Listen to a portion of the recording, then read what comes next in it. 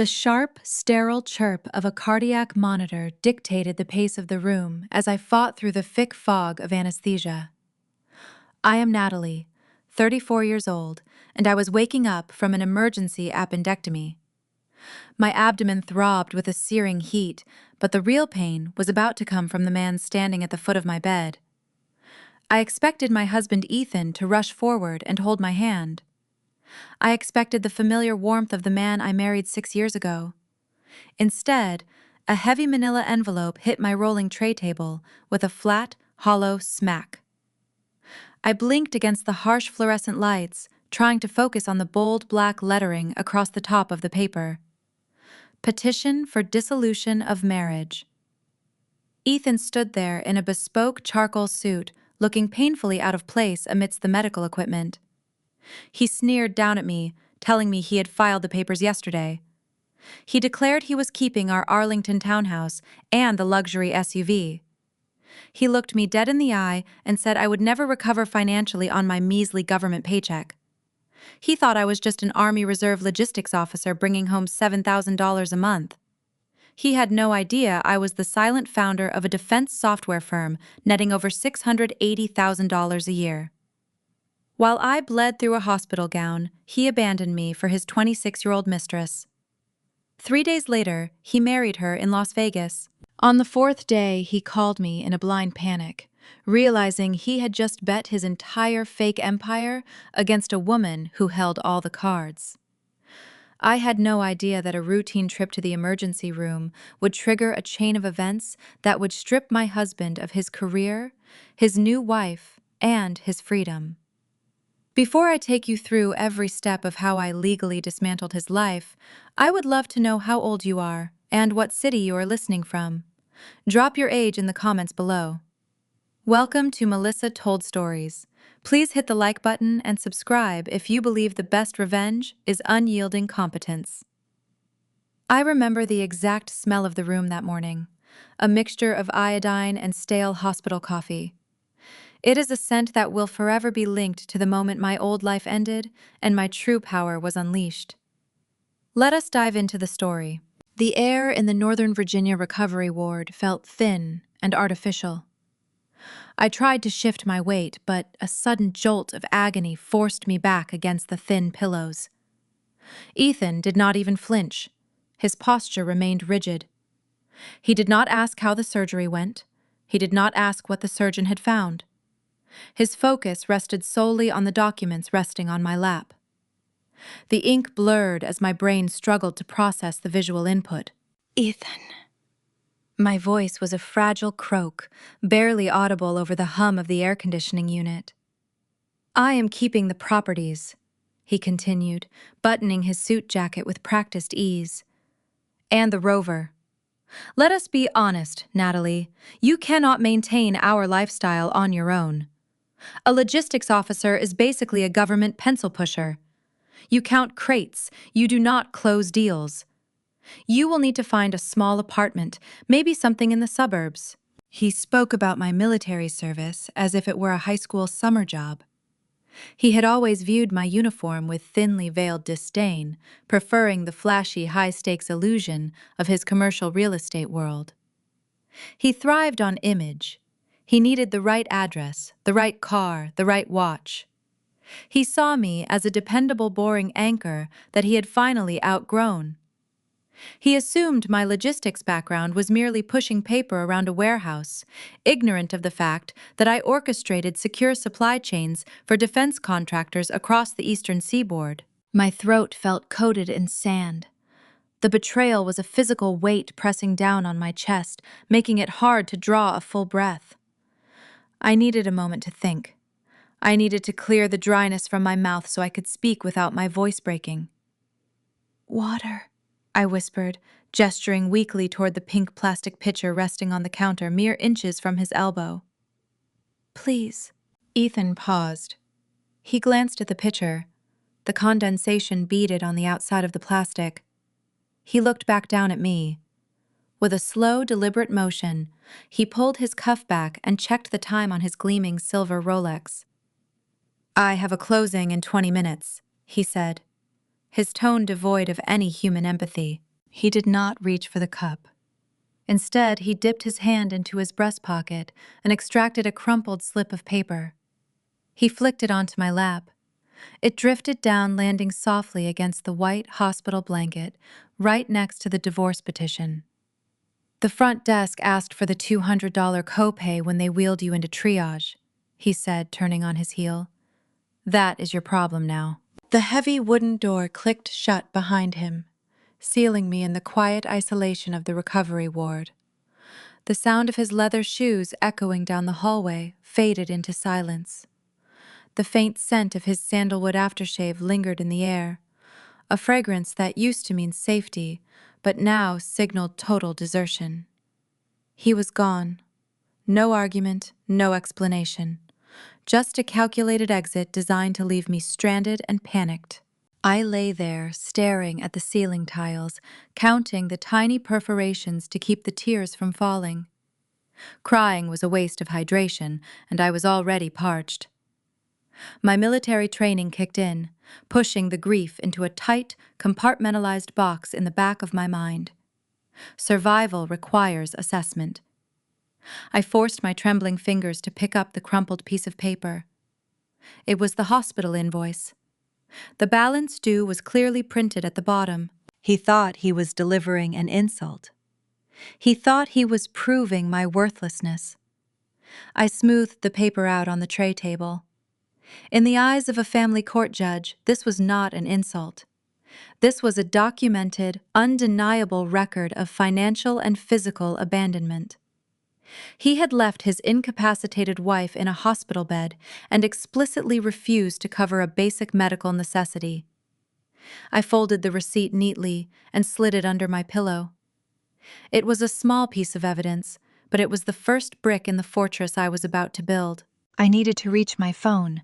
It sat on the bedside table, just out of reach. I gritted my teeth, taking a shallow breath, and stretched my arm outward. The incision in my abdomen burned, a sharp, searing warning to stop moving. My fingers brushed the smooth glass screen. I hooked my index finger over the edge and dragged the device toward me. It felt 10 times heavier than normal. As soon as the phone rested in my palm, the screen illuminated. A sudden vibration buzzed against my skin. It was an Instagram notification. My eyes squinted against the bright glare of the display. The notification was from Ethan's account. He rarely posted during the work week, unless he was bragging about a commercial real estate listing. I tapped the alert, and the application opened. The image loaded, and the breath left my lungs. He was not at a client meeting. He was not at his Richmond office preparing for a property closing. He stood under the neon glow of the Las Vegas Strip. The night sky was illuminated by the harsh artificial lights of a casino chapel. His arms were wrapped tight around a woman I recognized instantly. Audrey. She was his 26-year-old staging assistant. She was the girl who came to our house for holiday parties, the one who always laughed a little too loud at his jokes and asked him for career advice. In the photo, she wore a cheap, white sequined cocktail dress that clung to her frame. She held a plastic bouquet of faux red roses in one hand. Ethan wore the exact same charcoal suit he had just worn in my hospital room. The timeline shifted in my mind, creating a sickening realization. The photo must have been taken days ago, right before my appendix ruptured. He flew back just to drop the papers on my lap? They were kissing for the camera, a performative, exaggerated display of affection meant for public consumption. I scrolled down to read the text beneath the image. The caption was short and devastating. "Just married. Next chapter begins now." My thumb hovered over the screen. The logic puzzle clicked together in my mind, forming a terrifying and empowering picture. He told me he filed the divorce petition yesterday. He dropped the unserved papers on my tray today. Yet he was standing in Nevada claiming a new bride to his hundreds of followers. The timeline did not merely overlap, it collided straight into a felony. Virginia law requires a lengthy separation period before a divorce can be finalized. Las Vegas requires a valid marriage license. He could only obtain that license if he forged a divorce decree or lied under oath. You cannot marry a new woman while your current lawful wife is recovering from surgery on the opposite side of the country. Ethan had not just moved on. He had not just abandoned me. He had committed bigamy. The fog of the painkillers vanished entirely, replaced by a cold, crystalline focus. The sadness evaporated, leaving a stark, tactical clarity. He had assumed I was a weak, dependent woman who would crumble under the weight of his rejection. He had underestimated my income, my intellect, and my resilience. I stared at the photo of my husband and his new illegal wife. My pulse steadied. The monitor beside me slowed to a calm, rhythmic beep.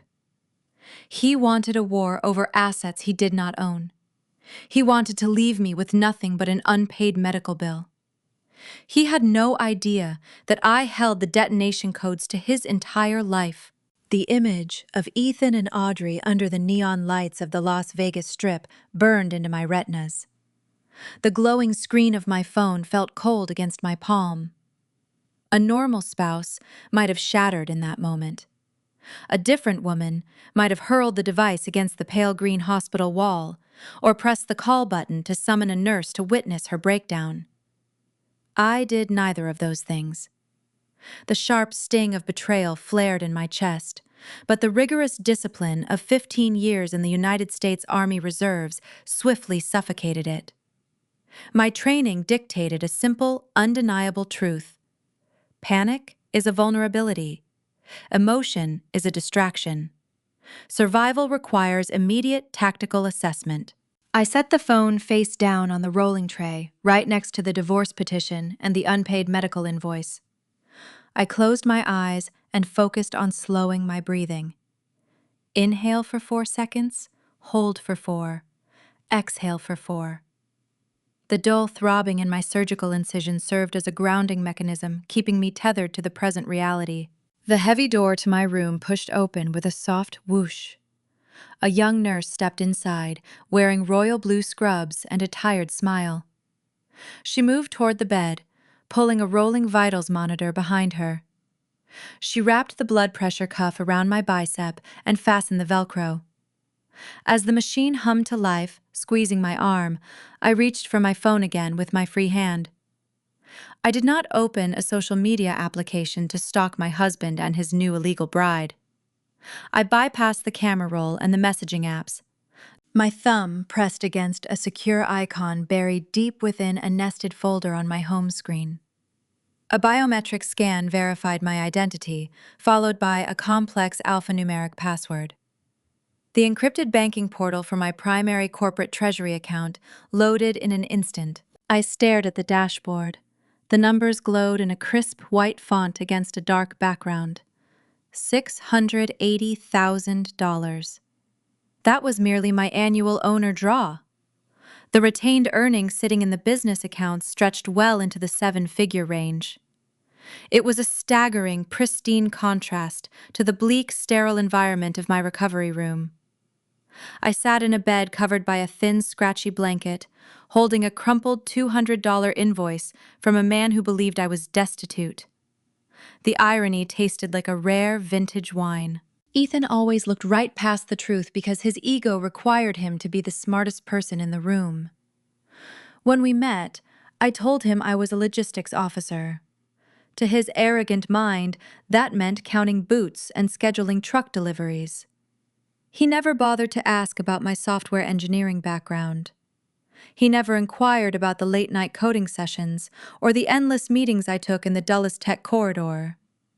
He saw my uniform and assumed a permanent civil service ceiling. He had zero comprehension that my firm designed predictive supply chain algorithms for the Pentagon. I built invisible digital fortresses for the federal government. Building one to hide my wealth from a status-obsessed real estate broker had been child's play. I traced the edge of my phone, remembering the spring we got married. Tax season was approaching.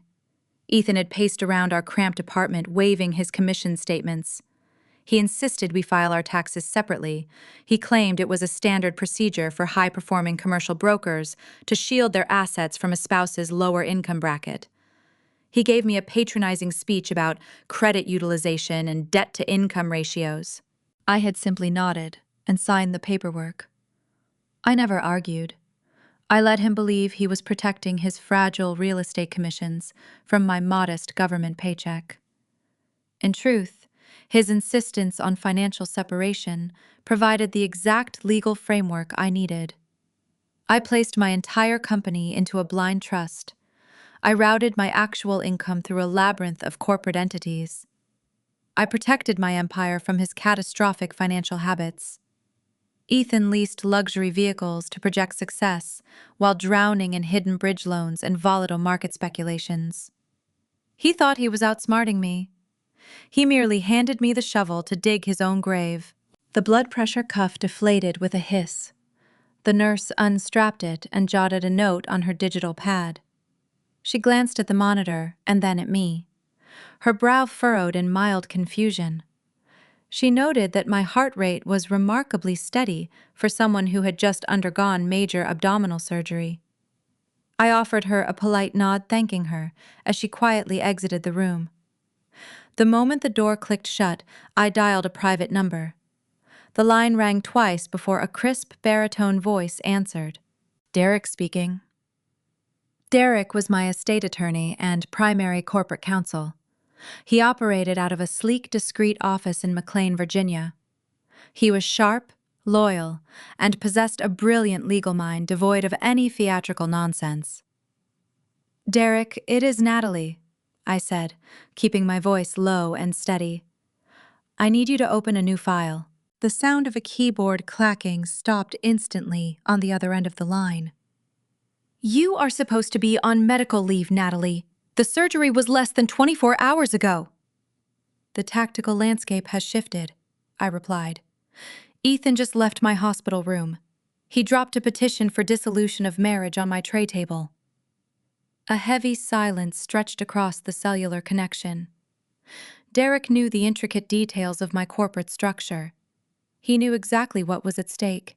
I see, Derek said, his tone shifting from friendly concern to lethal professionalism. Did he serve you properly through a process server, or did he just hand you the documents? He just dropped them, I said. He informed me he is keeping the Arlington townhouse and the rover. He also informed me that I will never recover financially. Derek let out a dry, humorless chuckle. His ignorance remains his defining characteristic. We will file a counter-petition immediately. We need to lock down the blind trust and ensure the corporate veil remains impenetrable. He will likely target your military pension, thinking it is your only asset. Let him target the pension, I instructed. It will keep him busy. But Derek, there is a complication, a rather significant one. Define significant. He filed the divorce papers in Virginia yesterday, I explained, picking up the hospital invoice and folding it between my fingers. But according to an Instagram post he published an hour ago, he is currently in Las Vegas. I paused, letting the implications hang in the air. He is standing in front of a chapel, kissing his staging assistant Audrey. The caption announces they just got married. I heard the sharp intake of breath on the other end of the line. Derek processed the information with the speed of a supercomputer. Natalie, Derek said, his voice dropping an octave, you cannot obtain a marriage license in Clark County, Nevada, without swearing under penalty of perjury that you are legally divorced. If he has not finalized the dissolution here in Virginia, which is physically impossible given the required separation period, he submitted fraudulent documents to the state of Nevada. He committed bigamy, I clarified, and perjury. He handed you a loaded weapon, Derek murmured. This is no longer a standard family law dispute. This crosses into criminal territory. I will pull the Nevada public records immediately to verify the marriage certificate. Do that, I said, but we have a more pressing logistical issue. I heard a pinging sound through the phone speaker. Derek was receiving an email. Speak of the devil, Derek muttered. I just received a preliminary communication from an opposing counsel. Ethan wasted no time hiring representation. What are his demands? It is a standard aggressive opening posture. Derek read aloud, his voice scanning the digital document. They are demanding full access to all joint checking accounts. They are motioning for a freeze on your military retirement benefits and... Derek paused, a hint of genuine surprise breaking through his stoic demeanor. And what, Derek? He is demanding you coordinate a time to retrieve your personal belongings from the Arlington property by the end of the week. His counsel states that Ethan has decided to remain in the primary marital residence. Furthermore, he notes that his new partner Audrey is moving her belongings into the home today to assist him with his real estate business. I stared at the blank hospital wall. Ethan was not just replacing me, he was moving his mistress into my home while I lay incapacitated, bleeding through bandages. He assumed the beautiful brick townhouse in Arlington was a marital asset subject to equitable distribution. He assumed he had the upper hand because his name was on the utility bills. I did not cry. My chest did not tighten with sorrow. Instead, a slow, genuine smile spread across my face, pulling at the corners of my tired eyes. Natalie, Derek asked cautiously, how do you want to handle the townhouse? I looked down at the encrypted banking app still glowing on my screen. I navigated away from the treasury balance and opened the portfolio tab for my real estate holdings. Ethan seems to have forgotten a minor detail about our living arrangement, I said, my voice smooth and dangerously calm. My name is not on the deed to that townhouse. I am aware, Derek said. His name is not on it either. Exactly, I replied. The property is owned wholly and exclusively by Aegis Property Management LLC, a corporate entity that I control entirely through the blind trust. Ethan was standing in a house he did not own, claiming territory he had no legal right to occupy.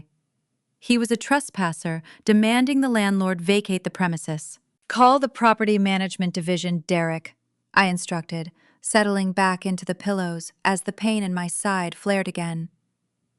Tell them it is time to initiate a project we have been putting off. It is day 4. I stood by the expansive glass windows of my corporate penthouse in Roslyn, watching the early morning fog roll across the surface of the Potomac River. The surgical pain in my core had dulled into a manageable ache fueled by mild analgesics and an unyielding desire for retribution. My current surroundings offered a sharp departure from the sterile hospital ward. Rich mahogany floors stretched across a sprawling, open-concept living area, leading into a gourmet kitchen outfitted with gleaming stainless steel appliances. This luxury residence belonged to one of my commercial holding companies, providing a quiet, impenetrable sanctuary while my legal trap snapped shut. I brought a porcelain mug of dark roast coffee to my lips, savoring the bitter warmth. My gaze drifted to the digital clock resting on the marble counter. 5:58 in the morning. Ethan always believed he belonged in penthouses exactly like this one. He grew up in Richmond, surrounded by fading Southern aristocracy and the hollow echoes of old money. His family projected an illusion of immense generational wealth, relying on exclusive country club memberships and tailored clothing to hide their staggering credit card debt. His mother, Pamela, treated appearances as a religion. She instilled in him a profound entitlement, a belief that the world owed him luxury simply because of his last name. They both viewed my working-class roots with profound condescension. To Ethan, my military uniform represented a blue-collar existence, a pedestrian choice for someone lacking refinement. He genuinely thought my life consisted of taking orders and marching in the mud. He never understood that logistics is the fundamental art of controlling the battlefield. You do not win wars by shooting the loudest weapon. You win by systematically cutting off the enemy's supply lines until they choke. At exactly 6 o'clock, my phone vibrated with a brief text message from my lead property manager. Operations commenced. I took another slow sip of coffee, visualizing the scene unfolding several miles away at the Arlington townhouse. Filing a standard eviction notice would have given Ethan 30 days to contest the action in a civil courtroom. It would have afforded him the opportunity to drag out the process, playing the victim for a sympathetic judge while living comfortably with his new illegal bride. I did not have the patience for a prolonged bureaucratic dispute. Instead, I executed a ruthless corporate maneuver. Aegis Property Management, the entity managing the deed, had filed emergency municipal permits the previous afternoon, citing critical foundation instability and hazardous plumbing failures. Under Virginia commercial property regulations, a landlord must immediately secure an unsafe structure to prevent catastrophic liability. Right at this very second, a licensed demolition crew was unloading heavy machinery onto the pristine front lawn. I pictured Ethan stepping into his morning shower, expecting the familiar cascade of steaming hot water to wash away his hangover. He would reach for the premium soap Audrey had likely arranged on the teak shelf, playing the role of the devoted new wife. Then, the property management company would legally sever the main utility connections. The lights would snap off, plunging the bathroom into pitch-black darkness. The shower stream would turn instantly freezing, shocking his system before sputtering into a weak, useless drip. Before he could even grab a towel, the deafening roar of pneumatic jackhammers would shatter the peaceful suburban silence. The construction crew held strict orders to obliterate the brick-paved driveway first, effectively trapping his least luxury vehicle inside the garage. My phone lit up, breaking the quiet atmosphere of my suite. The caller identification displayed Ethan's name. I let it ring 3 times, allowing his panic to marinate before sliding my finger across the screen to accept the connection. "Natalie," he barked, his voice vibrating with a frantic, raw energy. "What is going on?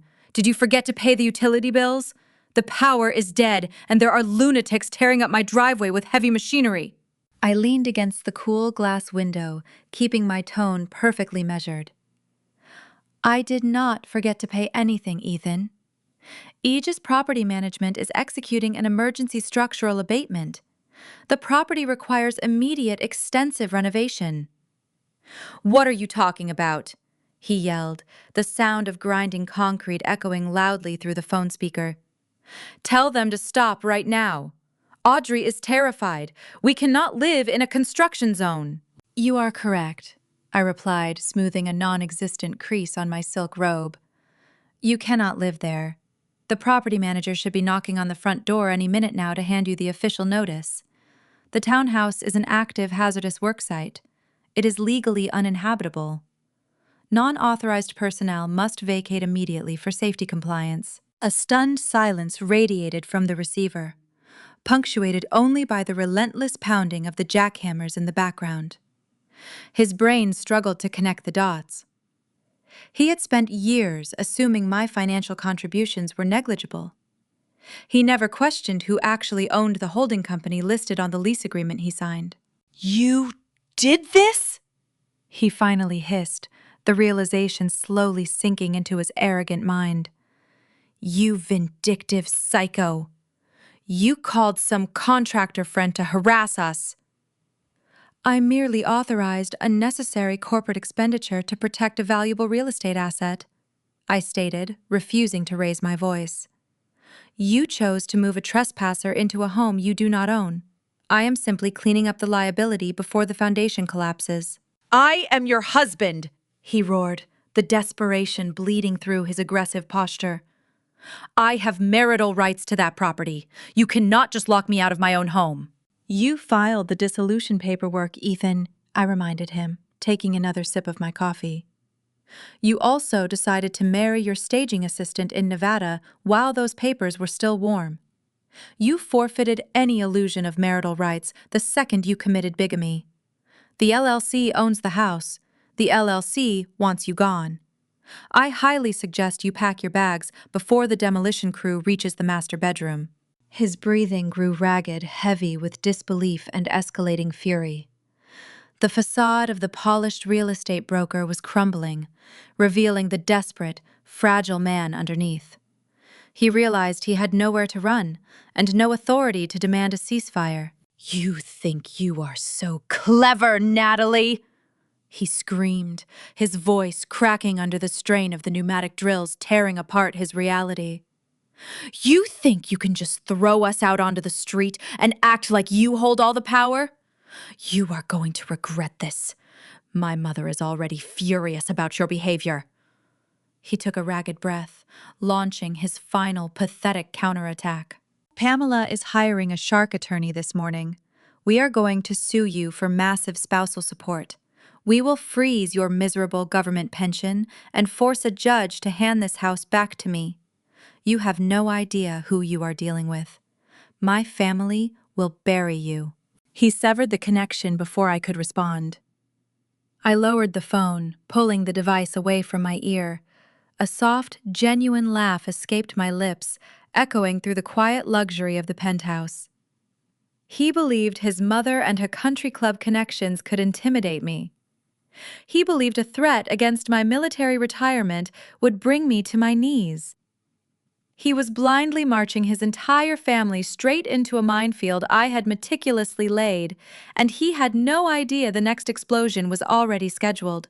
The afternoon air carried a brisk autumn chill as I pushed through the heavy glass doors of the physical therapy clinic in Alexandria. My surgical incision protested with a dull, persistent ache, reminding me of the physical toll the past few days had exacted on my body. I adjusted the collar of my wool trench coat, drawing it tighter against the crisp Virginia wind. My gait remained slow, measured by the strict necessity of healing. I navigated the busy parking lot toward my unassuming mid-sized sedan, a vehicle chosen specifically for its reliable anonymity rather than its status. Before I could reach my driver's side door, a sharp, rhythmic clatter of designer heels against the concrete pavement fractured the quiet atmosphere. I recognized that rapid, entitled cadence instantly. The sound belonged to a woman who demanded the world part like the Red Sea whenever she walked into a room. Pamela marched toward me. Ethan derived his entire, hollow worldview directly from her. She draped herself in an oversized cashmere camel coat, clutching a quilted leather handbag that likely cost more than her monthly mortgage payment. Her platinum blonde hair sat sprayed into an immovable helmet of outdated Southern aristocracy. She projected an illusion of immense generational fortune, masking the reality of her staggering credit card debt. She thrived on theatrical confrontation, and today, she had clearly designated me as her primary target. "Natalie," she snapped. Her tone dripped with venomous condescension, echoing across the pavement and drawing the attention of a passing pedestrian. "You have lost your mind." I stopped, leaning slightly against the trunk of my car to relieve the pressure on my abdomen.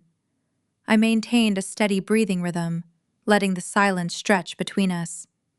Pamela hated silence. She required a sparring partner to validate her hysteria. I refused to grant her that satisfaction. "Good afternoon, Pamela," I replied, my voice devoid of any emotional inflection. "Do not play the polite daughter-in-law with me," she hissed, stepping into my personal space. The heavy scent of her expensive floral perfume mixed with a faint undertone of gin assaulted my senses. "Ethan called me. He told me about your childish little stunt with the townhouse, evicting your own husband. You are behaving like a bitter, unhinged woman." "I secured a hazardous property," I stated, keeping my gaze locked on her narrowed eyes. "Your son chose to occupy a commercial asset he does not own. I merely rectified the liability." Pamela waved her manicured hand, brushing away my logical explanation as if swatting a troublesome insect. "I do not care about your petty real estate games," she demanded, her voice pitching into a shrill register. "I am here for the vehicle. You are going to sign the title of the luxury SUV over to Ethan today. It is the least you can do after wasting the best years of his youth. He needs that car for his broker meetings. You expect a man of his caliber to ride the public metro system like a common laborer? I studied the deep frown lines etched around her mouth. She genuinely believed her son was the injured party. She possessed an astonishing capacity for selective amnesia. She conveniently forgot that Ethan abandoned me in a surgical ward to marry his 26-year-old staging assistant in Nevada. To Pamela, male infidelity was simply a regrettable byproduct of a wife's failure to keep her husband entertained. Looking at her harsh, judgmental features, a specific memory surfaced. The crisp morning of my wedding day. I stood in the vestibule of a pristine white chapel, preparing to walk down the aisle. I had chosen to wear my army dress uniform. The dark blue fabric adorned with ribbons and medals represented years of rigorous training and overseas deployments. It symbolized my dedication, my honor, and my true identity. Pamela had boycotted the ceremony. She sent a scathing voicemail detailing her refusal to attend. She deemed a bride in military attire grotesque, claiming it humiliated her country club friends who expected French lace and traditional pearls. She viewed my service as an embarrassing blue-collar phase. Her absence that day felt like a tremendous relief. Her presence today felt like a minor, tedious obstacle. The SUV is not marital property, I explained, slowly articulating each syllable so her gin-soaked brain could process the information. It belongs to my logistics firm. Your little shipping company, she scoffed, rolling her eyes toward the gray sky. Do not try to confuse me with your paperwork, Natalie. If you do not hand over that title right now, I will end you. I play tennis with a retired general at the country club. I will make a single phone call and report you to your commanding officers. We will bring you up on charges of conduct unbecoming. Your sad little military career will end in public disgrace. The absurdity of her threat almost forced a genuine laugh from my throat. She fundamentally misunderstood the uniform code of military justice. A civilian threatening a commissioned officer with baseless disciplinary action over a corporate vehicle dispute demonstrated a staggering level of ignorance. She thought the Pentagon operated like a suburban homeowner association, where gossip dictated policy. "Report me, Pamela," I offered, gesturing toward her quilted handbag. "Make the call right now. I would love to hear you explain the legal parameters of conduct unbecoming to the Inspector General." Her face flushed a deep, mottled crimson. She realized her intimidation tactic had bounced off an impenetrable wall. Frustration consumed her features. She unzipped her designer purse with a frantic, jerky motion. She retrieved a leather-bound checkbook and a gold-plated pen. Resting the booklet against the hood of my car, she furiously scribbled across the paper. She ripped the check from the binding and threw it directly at my feet. The small, rectangular slip fluttered through the crisp air, landing face up on the cold concrete. "There," Pamela sneered, a triumphant smirk replacing her previous rage. $50. Consider it charity for your little medical bills. Now you cannot say the Hayes family never took care of you. Sign over the car title, Natalie, or I promise you the next person you speak with will be a military tribunal." She turned on her heel, marching back toward her own vehicle with the haughty posture of a victorious queen. She believed she had humiliated me. She believed throwing loose change at a wounded woman demonstrated superior power. I looked down at the slip of paper resting near the toe of my leather boot. A normal person might have left it there, or torn it into pieces out of pride. But I am a business owner. Every transaction tells a story. Every endorsed check establishes a documented timeline. Despite the throbbing pain in my side, I slowly bent my knees and retrieved the offering. The handwriting was jagged, chaotic. $50.00. I leaned against my car, pulling my smartphone from my trench coat pocket. I opened my encrypted banking application, navigating to the mobile deposit feature. I snapped a clear, high-resolution photograph of the front and the back of the check. The screen flashed green, confirming the transaction. The funds processed instantly into my corporate treasury account. I accepted her charity because it created a permanent, verifiable digital footprint of her arrogance. It cemented the narrative I was building against her son. Pamela wanted to play games with transportation. She wanted to ensure Ethan maintained his luxurious facade for his high-end real estate clients. She demanded I surrender a $90,000 asset to a man who refused to pay a $200 hospital copay. I closed the banking software and opened a different application hidden on the second page of my home screen. A secure fleet management portal loaded, displaying a detailed satellite map of the Northern Virginia region. My software contracting firm specialized in tracking hardware. I owned the luxury SUV Ethan drove.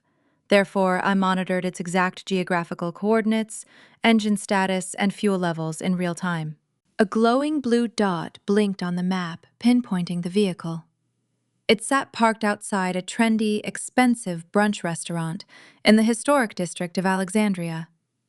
Ethan and his illegal bride were currently dining on overpriced avocado toast, likely networking with elite clients trying to project an aura of immense success.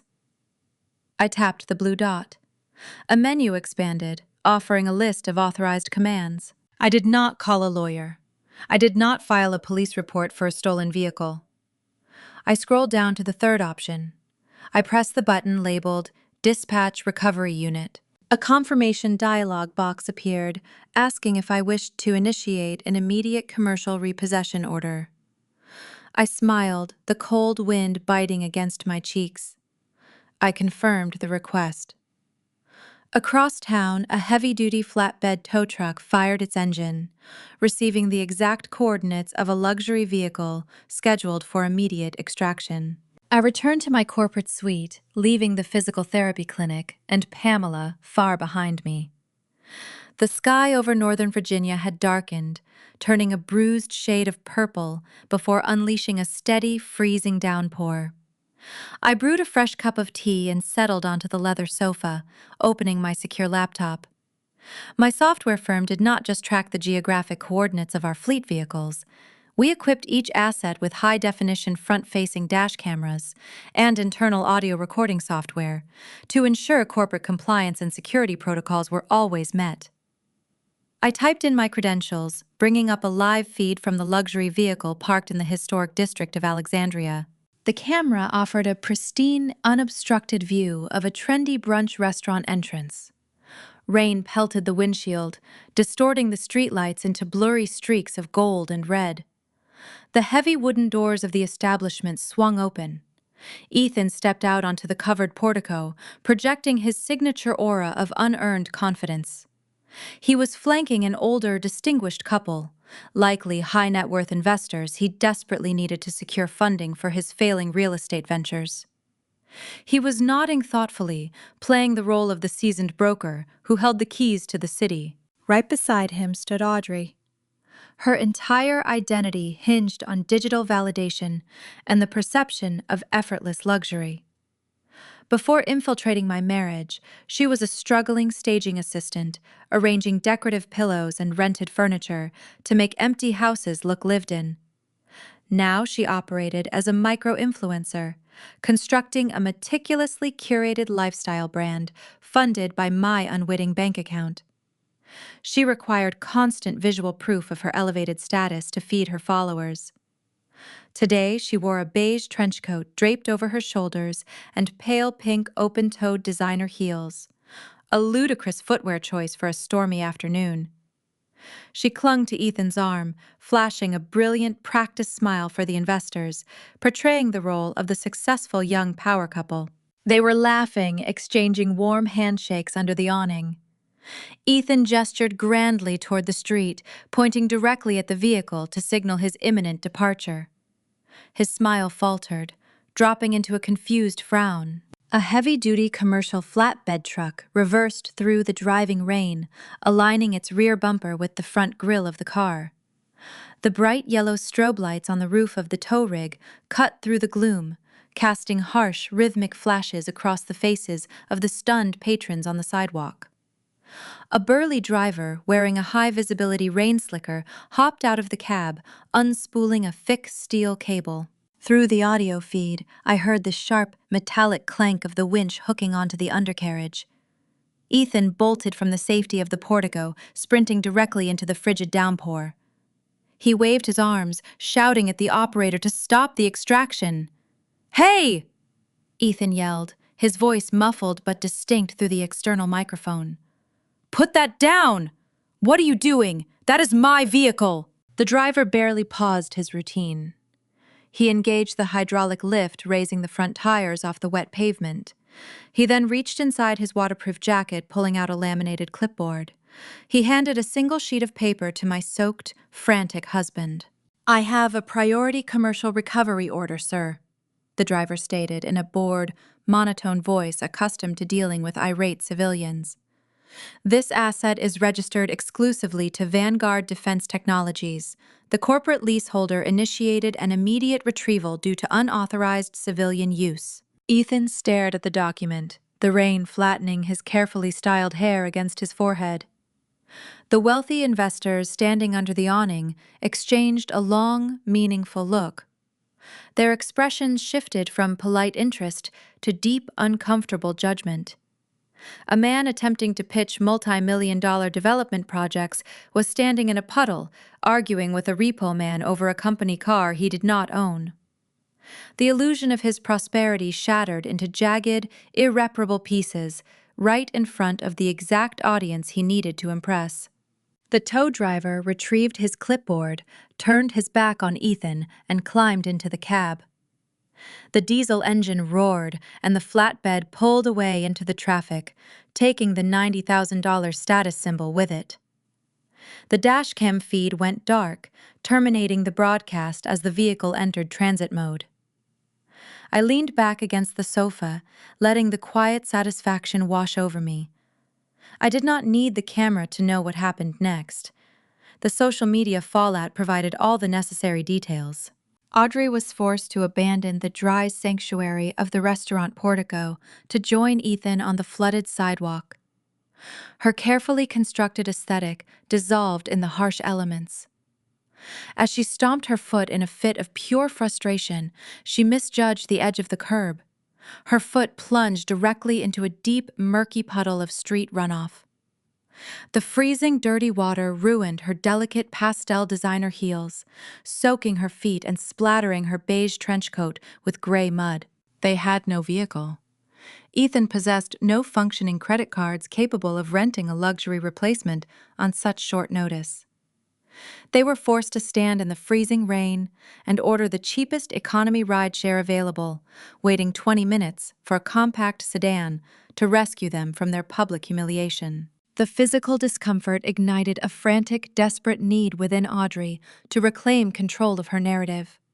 She could not allow her followers to witness this degradation without spinning a story that painted her as a victim.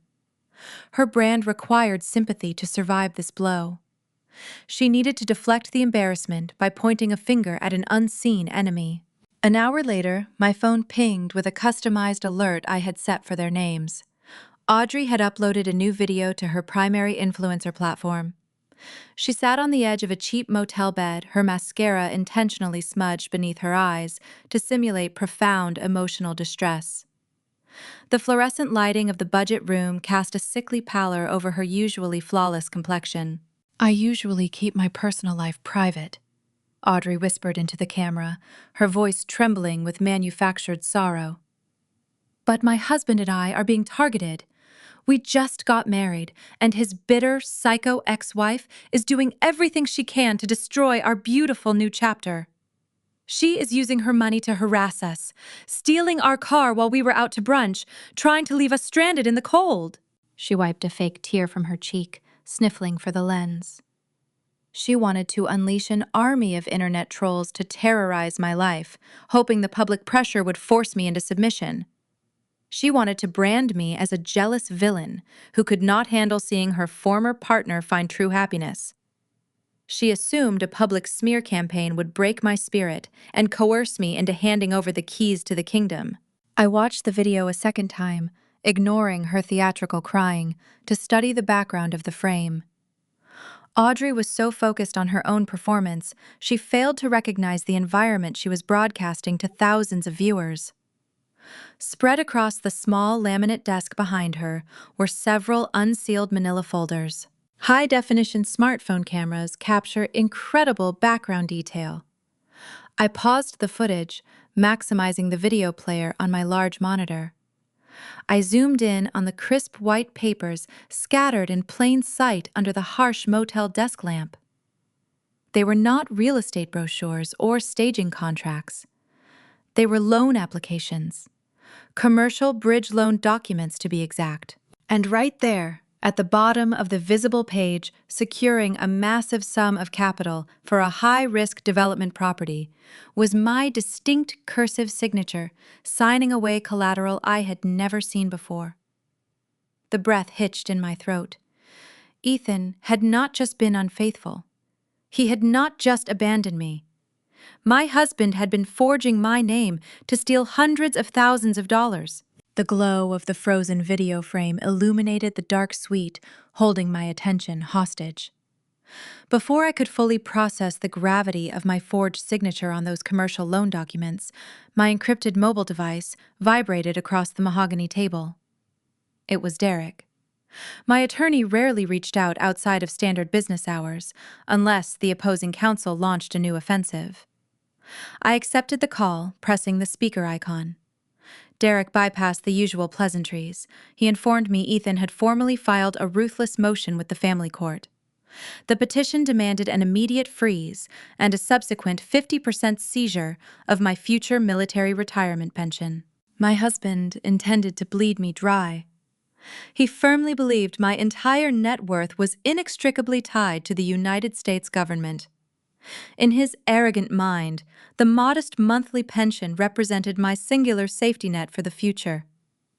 He assumed capturing half of that specific revenue stream would cripple my independence and force a swift, favorable settlement. I listened to Derek outline the legal parameters of the filing. A sudden sense of profound calm settled over my mind. My time deployed in the Middle East had forged a deep tactical resilience within my character. During my tours in overseas combat zones, I learned that you never defeat an entrenched insurgency by attacking their strongest position. You defeat a hostile force by systematically starving them of their vital resources. You drain their ammunition, you cut their supply lines, and you bait them into fighting prolonged battles over worthless territory. Ethan was no longer my partner. He had transformed into a hostile combatant operating within a civilian theater.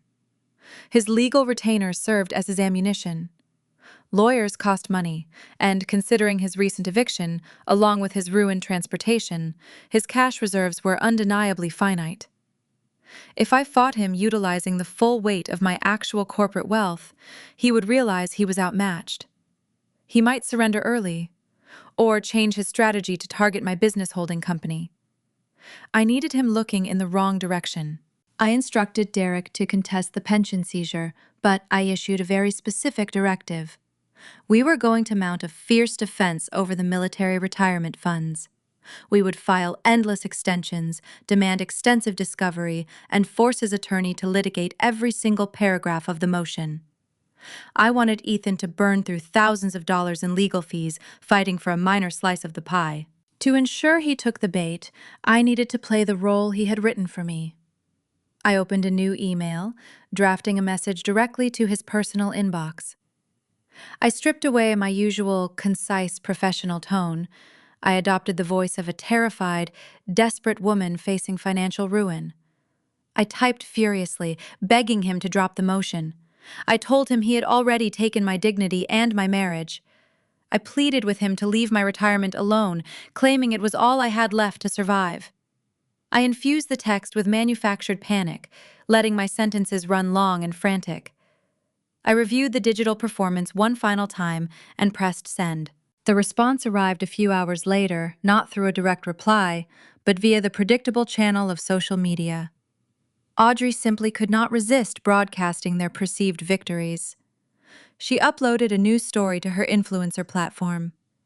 The location tag placed them at a loud, upscale sports bar in downtown Richmond. The camera panned across a crowded wooden table, covered in empty craft beer glasses and half-eaten appetizers. Ethan sat in the center of the frame, surrounded by his fellow real estate brokers. He held a shot glass of amber liquor high in the air, his face flushed with triumph. He was grinning, flashing his white teeth for the lens. He leaned into the microphone, bragging loudly over the ambient noise about crushing his civil servant wife in court. He told his friends he had me begging for mercy.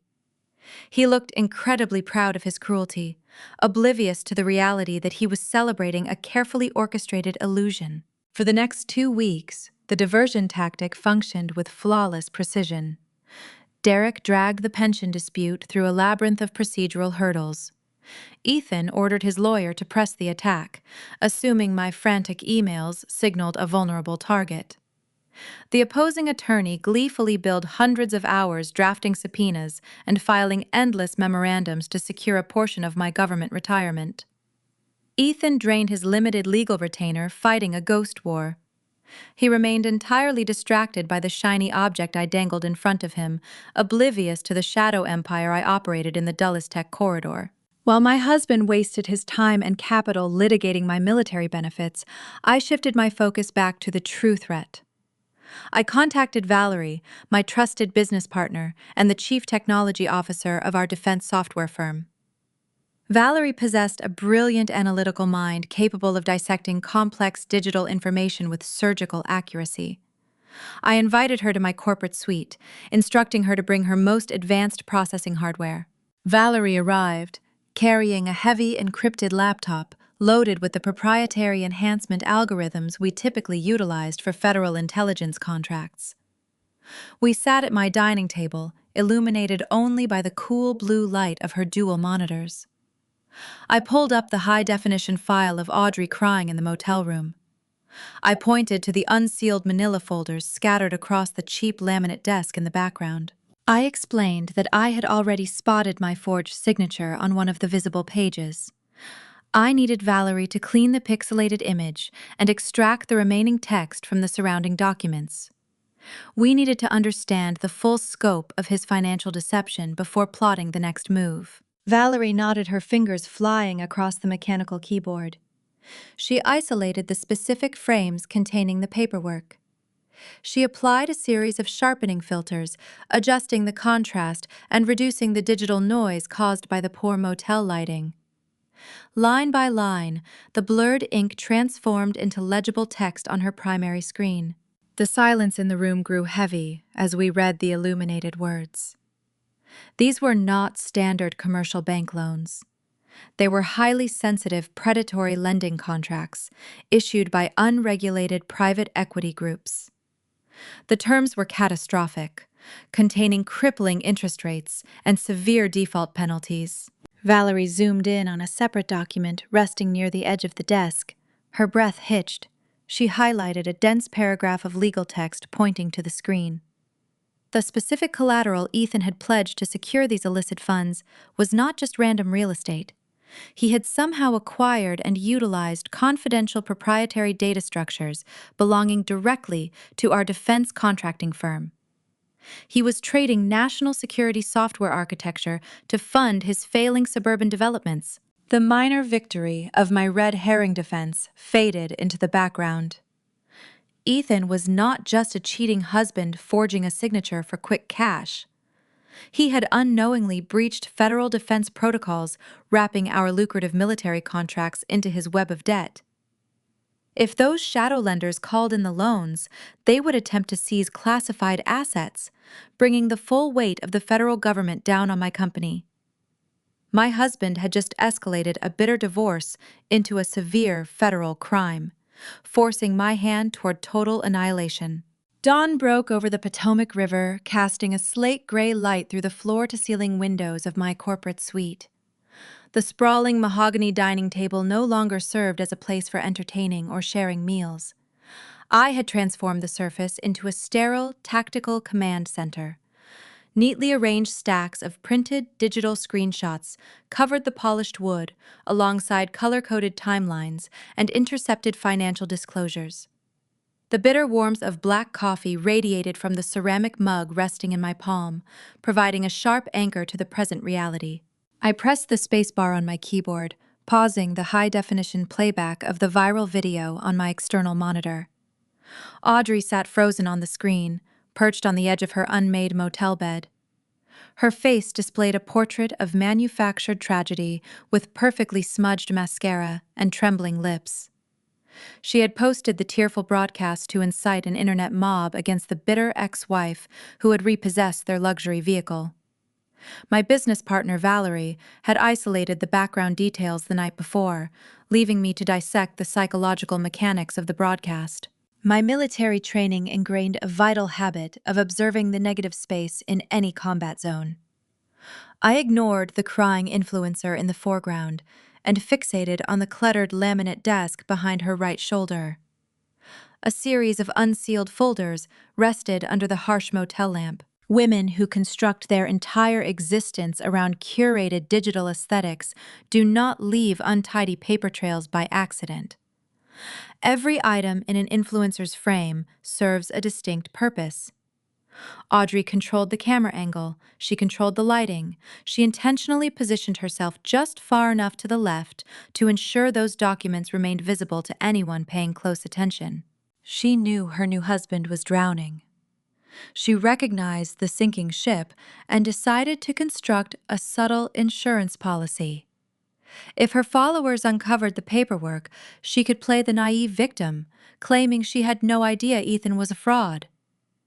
She was leaving a trail of breadcrumbs for the internet to find, hoping to detonate his secrets before the blast radius consumed her own reputation. I zoomed in on the highest resolution frame, highlighting the stark black ink on the white paper. My own cursive signature stared back at me, perfectly forged, at the bottom of a commercial lending agreement. Ethan had not merely strayed from our marriage. He had weaponized my identity to secure staggering amounts of illicit capital. I cross-referenced the lender letterhead with the financial databases Valerie had unlocked. The numbers painted a portrait of total insolvency. My husband sat in a hole exceeding $400,000. These were not standard mortgages from reputable institutions. He had tapped into predatory shadow lenders who charged exorbitant interest rates, demanding severe collateral for short-term cash injections. The pieces of his hollow existence clicked together with mathematical precision. Ethan operated within a toxic subculture of commercial real estate that championed the illusion of prosperity above actual revenue. His Richmond upbringing taught him that status provided the ultimate currency. He leased luxury vehicles he could not afford and purchased custom-tailored suits on high-interest credit cards. He believed that projecting an aura of effortless wealth would eventually manifest into legitimate commissions. When the market shifted and his property deals stalled, he refused to downgrade his lifestyle. Instead, he turned to forgery, risking federal prison to maintain the facade of the successful broker. He remained blissfully ignorant of the predator he had invited into his home. During our 6-year marriage, he never asked complex questions about my software firm. He saw my uniform and assumed my intelligence possessed a low municipal ceiling. He thought I spent my days reviewing inventory logs for basic army supplies. The profound irony of his crime tasted sweeter than the dark roast coffee in my cup. My software engineers did not build simple logistics programs. We designed intricate predictive algorithms utilized by the Pentagon to track offshore financial laundering syndicates. I spent my professional life building digital nets that captured international terrorists and corporate embezzlers. Ethan attempted to run a crude domestic forgery scheme against a woman whose literal specialty involved uncovering obscured financial crimes. He dug a trench in my backyard, unaware that I controlled the orbital satellites watching him do it. My phone vibrated against the wooden table, disrupting the quiet hum of the suite. The screen illuminated, displaying a priority push notification from a retail banking application. It was an alert from the old joint checking account we opened shortly after our wedding. We rarely utilized the account, keeping a modest reserve designated for emergency household repairs. I tapped the notification, expanding the transaction details. An attempted in-person withdrawal for the entire available balance had just been processed and subsequently declined at a branch in downtown Alexandria. I pictured the scene unfolding miles away. Ethan possessed no vehicle. His credit lines were choked by predatory lenders. The budget motel demanded daily rate renewals, and Audrey likely expected expensive meals to soothe her ruined aesthetic. He was out of cash and out of options. He had marched into the bank lobby wearing his wrinkled suit, expecting to easily extract the emergency funds to pay for his survival. He stood at the marble counter, demanding a cashier's check from the teller. He likely raised his voice, projecting his usual arrogant authority, when the young employee hesitated. Then the branch manager would step forward to deliver the fatal blow. The manager would inform my desperate husband that the primary account holder had legally frozen the assets days ago. I had severed his access to that specific capital the moment I left the recovery ward, locking the final door before he even realized he was trapped in a burning building. The humiliation of being denied a simple withdrawal in a public lobby would shatter the last remnants of his composed broker persona. He would realize he could not even afford to pay the aggressive attorney he hired to steal my pension. 2 minutes after the banking alert, my phone buzzed again. This time, a voicemail notification appeared. Ethan bypassed sending a text message needing to project his fury through spoken words. I pressed play, holding the device over the table.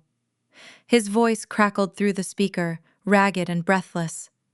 The polished charm was gone, replaced by the frantic venom of a cornered animal. "You think this is funny, Natalie?" He spat, the ambient noise of city traffic rushing in the background. "You think you can freeze my bank accounts and steal my car and just hide in whatever cheap apartment you rented? You are pathetic. You are playing games because you cannot handle the fact that I upgraded my life." He paused, taking a harsh, jagged breath. He believed my actions stemmed from emotional spite. He still thought I was a fragile civil servant throwing a temper tantrum. "I am done playing nice with you," he threatened, his tone dropping into a dark, menacing register. "You want to humiliate me? I will show you what real humiliation looks like. I know exactly where your unit is stationed. I am grabbing a ride right now, and I am heading straight to Fort Belvoir. I am going to walk right into your command center and tell your superior officers exactly what kind of thief they have wearing their uniform. Let us see how long you keep that precious pension when I make a public scene in front of the entire base. Unlock the accounts, Natalie, or I will end your career today." The audio message terminated, leaving a tense, heavy silence in the room. I lowered the phone and took a final sip of my coffee. The trap had closed perfectly. He believed my military career was my sole source of pride and my greatest vulnerability. He intended to leverage the strict moral codes of the armed forces to shame me into submission. He thought a loud, embarrassing confrontation at my duty station would terrify me into unlocking his stolen funds. He planned to storm a secure federal installation to intimidate an Army Reserve officer. He had no idea he was marching directly into an institutional fortress where his civilian entitlement held zero currency and my authority was absolute. The drive to Fort Belvoir offered a quiet transition from the sterile environment of my corporate suite to the rigorous discipline of my military reality. I navigated the familiar route down Interstate 95, letting the predictable rhythm of the morning traffic center my thoughts. Ethan promised a public spectacle. He intended to leverage the austere environment of a federal installation to humiliate me, expecting my chain of command to view our domestic dispute as a career-ending embarrassment. He fundamentally misunderstood the culture of the United States Army. We do not reward erratic civilian outbursts. We neutralize disruptions. Upon arriving at my unit headquarters, I bypassed my usual working uniform. I walked into the officer's changing room and retrieved my Class A dress uniform from its protective garment bag. The crisp, dark blue fabric felt heavy and grounding. I fastened the polished brass buttons, aligning the edges with practiced precision. I pinned the ribbons detailing my overseas deployments above my left breast pocket, a silent testament to a life built on actual service rather than hollow self-promotion. Finally, I affixed the insignia to my epaulettes, a gleaming gold oak leaf.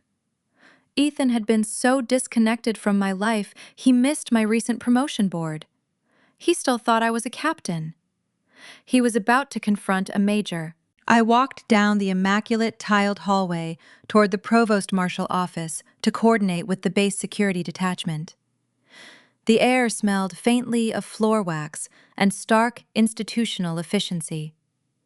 I briefed the duty officer on a pending security risk involving a hostile civilian attempting to gain unauthorized access to a restricted area. An hour later, my phone received a silent text from the front gate guard detail. The target had arrived. Ethan did not possess a valid military identification card, meaning he could not drive past the primary security checkpoint. He was forced to exit his economy rideshare at the Visitor Control Center, a stark concrete building designed to process contractors and civilian guests. The room featured rows of plastic chairs, fluorescent lighting, and thick, bulletproof glass separating the waiting area from the enlisted clerks. I stood in a secure monitoring room just behind the main reception desk, watching the live security feed. Ethan burst through the front doors, bringing a gust of cold Virginia wind with him. He wore the same wrinkled charcoal suit from the previous day, projecting an aura of desperate entitlement. He marched directly to the front of the line, bypassing two civilian contractors waiting patiently for their visitor badges. He slapped his palm flat against the metal counter, glaring through the thick glass at a young specialist wearing a camouflage uniform. "I need you to get Captain Carpenter out here, right now," Ethan demanded, his voice echoing loudly across the quiet room. "Call her commanding officer. Tell them her husband is here and she has about 2 minutes to get down here before I start making phone calls to the Pentagon." The young specialist did not flinch. He remained seated, gazing up at Ethan with a blank, unbothered expression. Military personnel encounter highly stressed individuals on a daily basis. A disgruntled real estate broker demanding immediate service barely registered on the threat matrix. "Sir," the specialist replied, his tone calm and heavily practiced. "Do you have a scheduled appointment with the service member? We cannot grant access to the installation without a valid sponsor." "I am her sponsor," Ethan shouted, pointing a finger at the glass. "I pay her bills. She is hiding my money and locking my bank accounts. She thinks she can use the military to hide from her responsibilities. Get her out here now, or I will have your job too." His threat hung in the air, pathetic and hollow. He operated on a civilian frequency where loud voices and threats of calling a manager often yielded results. He expected the young soldier to scramble in fear of a taxpayer complaint.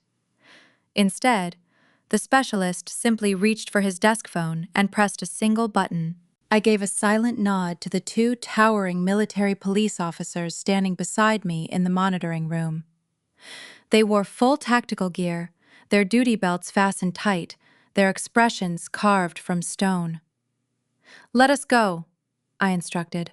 The heavy reinforced double doors leading into the visitor lobby swung open with a synchronized mechanical thud.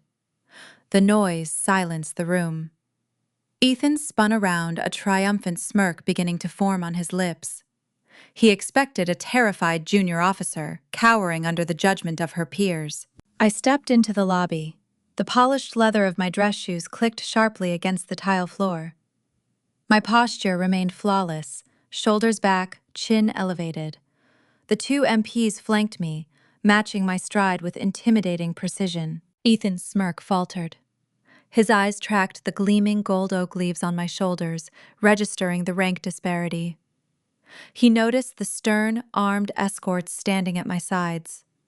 The illusion of his dominance began to crack under the weight of the institutional authority radiating from our formation. "Natalie," he sneered, trying to regain his footing. He pitched his voice louder, attempting to play to the small crowd of contractors watching the scene unfold. "You think putting on a uniform changes anything? You think these guards scare me? You stole my car. You locked my accounts. You are a fraud, playing dress-up while your husband goes bankrupt paying for your mistakes." I stopped 4 feet away from him, allowing the silence to stretch. The disciplined, austere setting highlighted the profound absurdity of his temper tantrum. I did not raise my voice. I did not engage his accusations. I looked at him not as a spouse, but as an uninvited trespasser causing a disturbance on a federal compound. "Mr. Hayes," I said, utilizing his formal surname to sever any remaining personal connection. "You are currently causing a disruption inside a secured federal facility. Your behavior constitutes a breach of protocol, and you have no authorization to be on this installation." "Do not talk to me like I am one of your grunts," he spat, taking an aggressive step forward. The MP on my right instantly shifted his weight, resting a hand near his utility belt. The subtle warning halted Ethan in his tracks. I raised my left hand, holding a thick, sealed manila envelope. I extended my arm, offering him the parcel. "I am not hiding your money, Ethan," I stated, my voice smooth and lethal. "I am simply protecting my own. Inside this folder, you will find a formal cease and desist order drafted by my legal counsel regarding your continuous harassment." He snatched the envelope from my fingers, ripping the paper flap open with trembling hands. He expected to find bank account routing numbers or a settlement offer. He reached inside and pulled out a stack of high-resolution printed photographs. His eyes darted across the pages. They were the zoomed-in screenshots from Audrey crying in the motel room.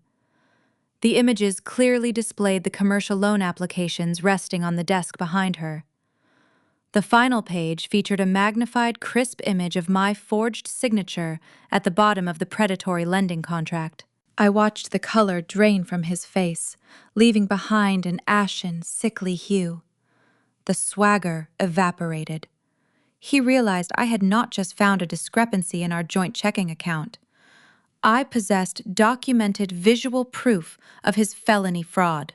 "You pledged sensitive defense contractor assets to secure illegal bridge loans," I whispered, keeping my voice low enough that only he could hear the fatal details. "You committed wire fraud, identity theft, and forgery. If you ever contact me or attempt to approach this installation again, I will forward this entire packet to the Federal Bureau of Investigation." The truth shattered his fragile reality. Panic seized his nervous system, short-circuiting his brain. He forgot where he stood. He forgot the armed guards. He only saw the woman who held the power to send him to federal prison. "You set me up," he screamed, his voice cracking in sheer terror. He lunged forward, reaching his hand out to grab my uniform lapel. He never made contact. The response was instantaneous and ruthless. Both military police officers moved with practiced, synchronized force.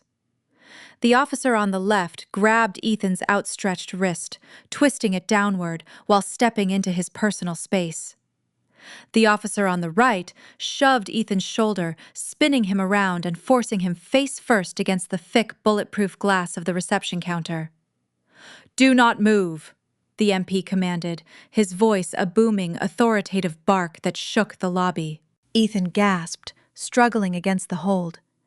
The sharp, metallic click of steel handcuffs echoed through the room as the officer secured his wrists behind his back. They patted down his suit pockets, extracting his wallet and keys, tossing them onto the counter for processing.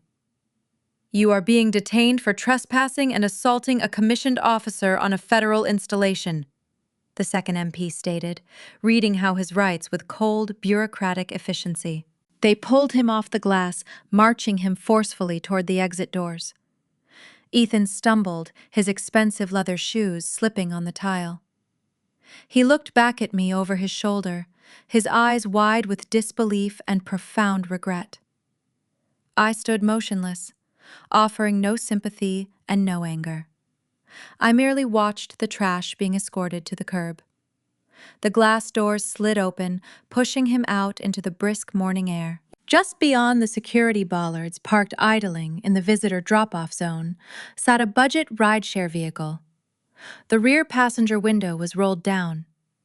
Audrey sat in the back seat, holding her smartphone up to the frame. She had intended to film a triumphant confrontation, hoping to broadcast Ethan's masculine dominance to her online followers. She wanted to capture the moment her new husband put his bitter ex-wife in her place. Instead, the glowing screen of her device recorded a very different narrative. She filmed Ethan disheveled and frantic, being frog-marched out of a military facility in steel handcuffs. Through the lens of her camera, Audrey watched the illusion of her wealthy, powerful husband evaporate into thin air. She lowered the phone, her mouth hanging open in sheer horror. She realized she had not married a lucrative real estate mogul. She had tied herself to a broke, desperate felon. The tactical advantage had shifted, and the rats were about to flee the sinking ship. The sharp, metallic clank of handcuffs, echoing in the visitor center, remained fresh in my mind as the afternoon transitioned into a dreary gray evening. Audrey posted bail for Ethan, utilizing a high-interest bond service. I knew this because my legal team monitored the municipal court registry. The moment the magistrate processed his release, the power dynamic between the newlywed couple underwent a seismic shift. Audrey had staked her entire digital identity on marrying a lucrative real estate mogul. She endured his condescension and played the adoring prop because she believed the arrangement guaranteed a lifetime of luxury. Witnessing him frog-marched out of a federal installation shattered that illusion. She realized she had chained herself to a broke, desperate felon. True to her opportunistic nature, she did not stand by her man in his darkest hour. She evaluated her sinking ship and immediately searched for a lifeboat. Less than 24 hours after Ethan's arrest, my secure legal email inbox received a frantic message. Audrey bypassed Ethan and reached out to me directly, requesting an urgent, private meeting. She believed she possessed valuable intelligence. She thought she could negotiate a surrender. I chose the location carefully, selecting a sterile, fluorescent-lit coffee shop located in a bland strip mall far away from the polished neighborhoods of Arlington. I arrived 10 minutes early, claiming a small laminate table in the back corner. The air smelled of burnt espresso beans and industrial floor cleaner. Audrey walked through the glass door, her posture stripped of its usual curated confidence. She wore a faded, oversized sweater and dark sunglasses, attempting to hide her face from imaginary paparazzi. She slid into the plastic booth across from me, shivering slightly in the over-air-conditioned room. Her knuckles were stark white as she gripped a heavily branded designer handbag. During our brief interactions at holiday parties, I had always recognized the purse as a high-quality counterfeit. The stitching along the handles was uneven, and the gold hardware lacked the proper weight. She had paraded that fake leather bag around town pretending it signaled wealth. Now, sitting under the harsh, unforgiving lights of the cafe, the imitation felt perfectly emblematic of her entire existence. A hollow replica, trying desperately to pass for the real thing. She ordered a vanilla latte, sipping it nervously from a cardboard cup. Her eyes darted around the empty shop before settling on my calm, unbothered expression. "Thank you for meeting me, Natalie," she began, her voice lacking its signature breathy charm. It sounded thin and panicked. "Things have gotten out of control. Ethan is losing his mind. He is talking about fighting the fraud charges, claiming he can beat the federal investigators." I remained silent, letting her fill the uncomfortable void. People who operate on deceit detest silence. It forces them to confront their own lies. I know about the forged loan documents, she whispered, leaning forward across the sticky laminate table. I heard him yelling on the phone with his broker friends. I know he used your signature to secure those funds. I can help you prove it. I can testify against him. She paused, taking another frantic sip of her latte, waiting for me to express gratitude. When I simply raised an eyebrow, she laid her cards on the table. I want $50,000, she stated, trying to project a hardened negotiator persona. And I want you to guarantee legal immunity. You have your high-powered lawyers draft an agreement protecting me from any fallout. You pay me the cash, and I will hand over everything I know about his shady deals. I will bury him for you. I leaned back against the hard plastic booth, studying the desperate young woman sitting across from me. A profound realization washed over my mind, hardening my resolve. I reflected on the fragile nature of human loyalty. Ethan discarded a 6-year marriage for a younger model the moment he felt his ego threatened. Audrey abandoned her vows the second the bank accounts ran dry. When the money evaporates, people turn on each other with breathtaking speed. They trade devotion for self-preservation. This transaction reinforced a fundamental truth I had learned in the business world. Emotional bonds are fragile, unpredictable liabilities. The only things you can truly rely on are meticulous contracts and your own sharp intellect. I would never again place my trust in a handshake or a romantic promise. I would only trust the fine print. Audrey, I said, keeping my tone even and clinical. You seem to misunderstand the mechanics of the justice system. I do not need your testimony to prove Ethan committed fraud. I already possess the original loan applications, his digital footprint, and the exact timestamps of his illegal transfers. I have a forensic accountant ready to hand a flawless dossier to the authorities. Your testimony is entirely redundant. Her eyes widened behind the dark lenses of her sunglasses, the confidence drained from her face, leaving behind raw, unfiltered panic. But I was there, she pleaded, her voice rising in pitch. I can tell them what his state of mind was. I can prove he acted alone. You have to pay me, Natalie. I need that money to get away from him. He is ruined. I folded my hands, resting them on the table. I looked directly into her terrified eyes, dismantling her extortion play with surgical precision. I am not paying you a single dime, I stated, letting the words land with heavy, definitive force. I do not negotiate with trespassers, and I certainly do not pay for useless information. You are asking for immunity from a woman who holds no prosecutorial authority. I cannot grant you legal protection because I am not a judge. She shrank back against the vinyl seat, her grip tightening around her fake designer bag.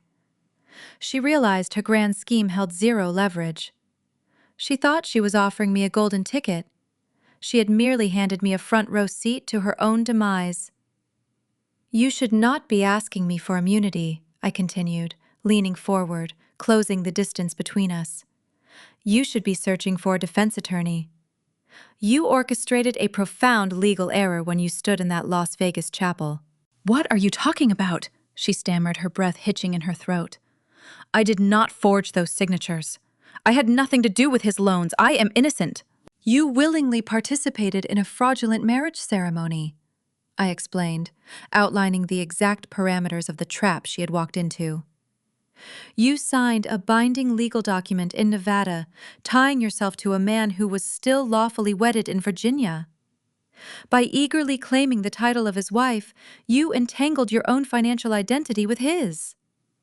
I paused, ensuring she comprehended the severe implications of her choices. Under the specific statutes governing marital debt and fraudulent conveyance, I whispered, my voice a sharp blade, cutting through the ambient noise of the cafe. The authorities will view you as an active co-conspirator. You are now legally tethered to his $400,000 deficit. The creditors will not just seize his non-existent assets, they will pursue you. They will garnish your future wages. They will liquidate your bank accounts. You wanted the lifestyle, Audrey. Now you get to pay the invoice. The cardboard cup slipped from her trembling fingers. It hit the laminate table with a wet thud, spilling hot vanilla latte across the surface and splashing onto her lap. She did not even flinch at the burning liquid. She sat, paralyzed, staring at me in sheer, unadulterated terror as the reality of her ruined future crashed down upon her shoulders. The alliance between husband and mistress had officially collapsed. The extortion attempt failed, leaving her exposed to the impending storm. She scrambled out of the booth, leaving her counterfeit bag sitting in the puddle of spilled coffee.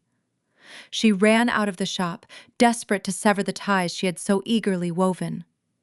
Her defection signaled the beginning of their internal destruction, setting the stage for the most brutal confrontation yet. Ethan was about to walk into a mediation room, believing he still held a winning hand, blissfully unaware that I was holding the match, ready to burn his remaining illusions to ash. Watching Audrey flee the coffee shop provided a distinct sense of closure. She abandoned her counterfeit handbag in a puddle of spilled vanilla latte, prioritizing her swift escape over her fabricated image. I remained in the hard plastic booth, observing the frantic way she pushed through the glass doors and sprinted toward a waiting rideshare. The seed of terror I planted regarding her legal liability had taken firm root. She understood the catastrophic danger of her fraudulent Las Vegas marriage. Her curated influencer persona meant nothing when faced with federal fraud charges and crippling debt. I returned to my corporate suite in Roslyn to finalize preparations for the upcoming divorce mediation. The sky outside the floor-to-ceiling windows had darkened into a deep twilight, reflecting the quiet focus inside the room. Derek, my estate attorney, sat across the mahogany dining table, organizing a thick stack of certified financial disclosures. We operated in a steady, efficient rhythm, matching documents to the strategic timeline we had constructed. The silence broke when my encrypted mobile device vibrated against the polished wood. The screen displayed an incoming call from Audrey. I tapped the speaker icon, allowing Derek to monitor the communication. I expected a formal surrender, or perhaps a tearful apology. Instead, a chaotic symphony of shouting and crashing objects erupted from the device. Audrey had not called to negotiate. She had dialed my number in a state of sheer panic, perhaps hoping I could somehow intervene, or perhaps just needing a witness to her unfolding disaster. The audio painted a vivid picture of their cheap motel room. I heard the sharp sound of tearing paper, followed by a heavy thud against a thin drywall partition. "Give them back!" Audrey shrieked, her voice raw and hysterical. "You lied to me, Ethan! You said she was just a broke soldier. You dragged me into a felony!" Ethan responded with a deep, guttural roar. "You are not filing anything. You are my wife. We are in this together, and you are going to stand by me while I fix this." Through the chaotic audio feed, the narrative of their physical and emotional confrontation became clear. Audrey had attempted to initiate an immediate annulment. She likely utilized the lobby business center of their budget lodging to print the required legal forms, desperately trying to sever the unholy alliance before the federal investigators arrived. Ethan had intercepted the paperwork, catching her in the act of betrayal. The sound of a struggle reverberated through the phone speaker. A lamp shattered against the floor, scattering glass across the linoleum. Audrey sobbed, accusing him of ruining her life.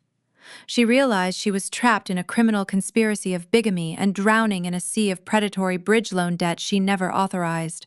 "Natalie is a monster!" Audrey cried out, directing her despair toward the open phone line, realizing I was listening to the collapse of their union. "She orchestrated this. She set a trap, and you walked right into it like an idiot. We are going to prison." Ethan snatched the device, hurling insults into the microphone. His voice dripped with arrogant delusion. He remained entirely blind to the looming criminal charges hovering over his head. His hubris shielded him from reality, creating a fabricated universe where he still controlled the narrative. "Listen to me, you vindictive pencil pusher," Ethan snarled, his breathing heavy and erratic. "You think you won because you scared my wife? You think a few frozen bank accounts will stop me? I am walking into that mediation room tomorrow and I am going to break you. My lawyer will tear your military pension to shreds. I will take every dime of your government retirement and I will use it to rebuild my business. You are nothing without me." He terminated the connection, leaving a static dial tone echoing in my quiet penthouse. Derek raised an eyebrow, adjusting his silver-framed glasses. He reached for his pen, making a precise note on a yellow legal pad. "He still believes the pension is your primary asset," Derek noted, his tone laced with clinical amusement. "His cognitive dissonance is quite remarkable. He faces wire fraud, forgery, and bigamy, yet his sole focus remains a family court mediation over $7,000 a month." I nodded, turning my attention back to the certified financial disclosures resting on the table. Ethan's profound arrogance formed the foundation of his impending destruction.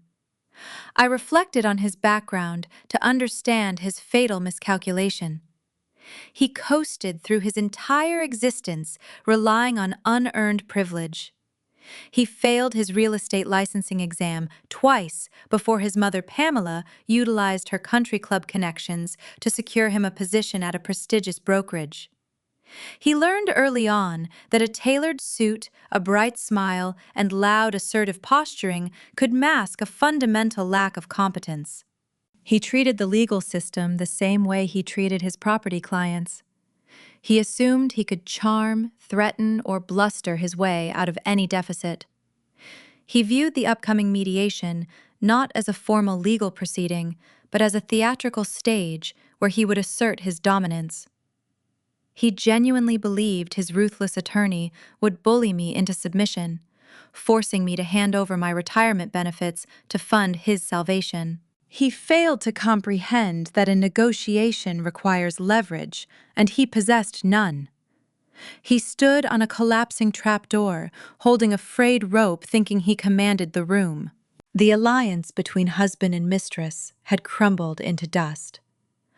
Audrey recognized the lethal reality of her situation. She understood that a judge would not view her as a naive victim, but as a willing participant in a fraudulent marriage designed to obscure financial crimes.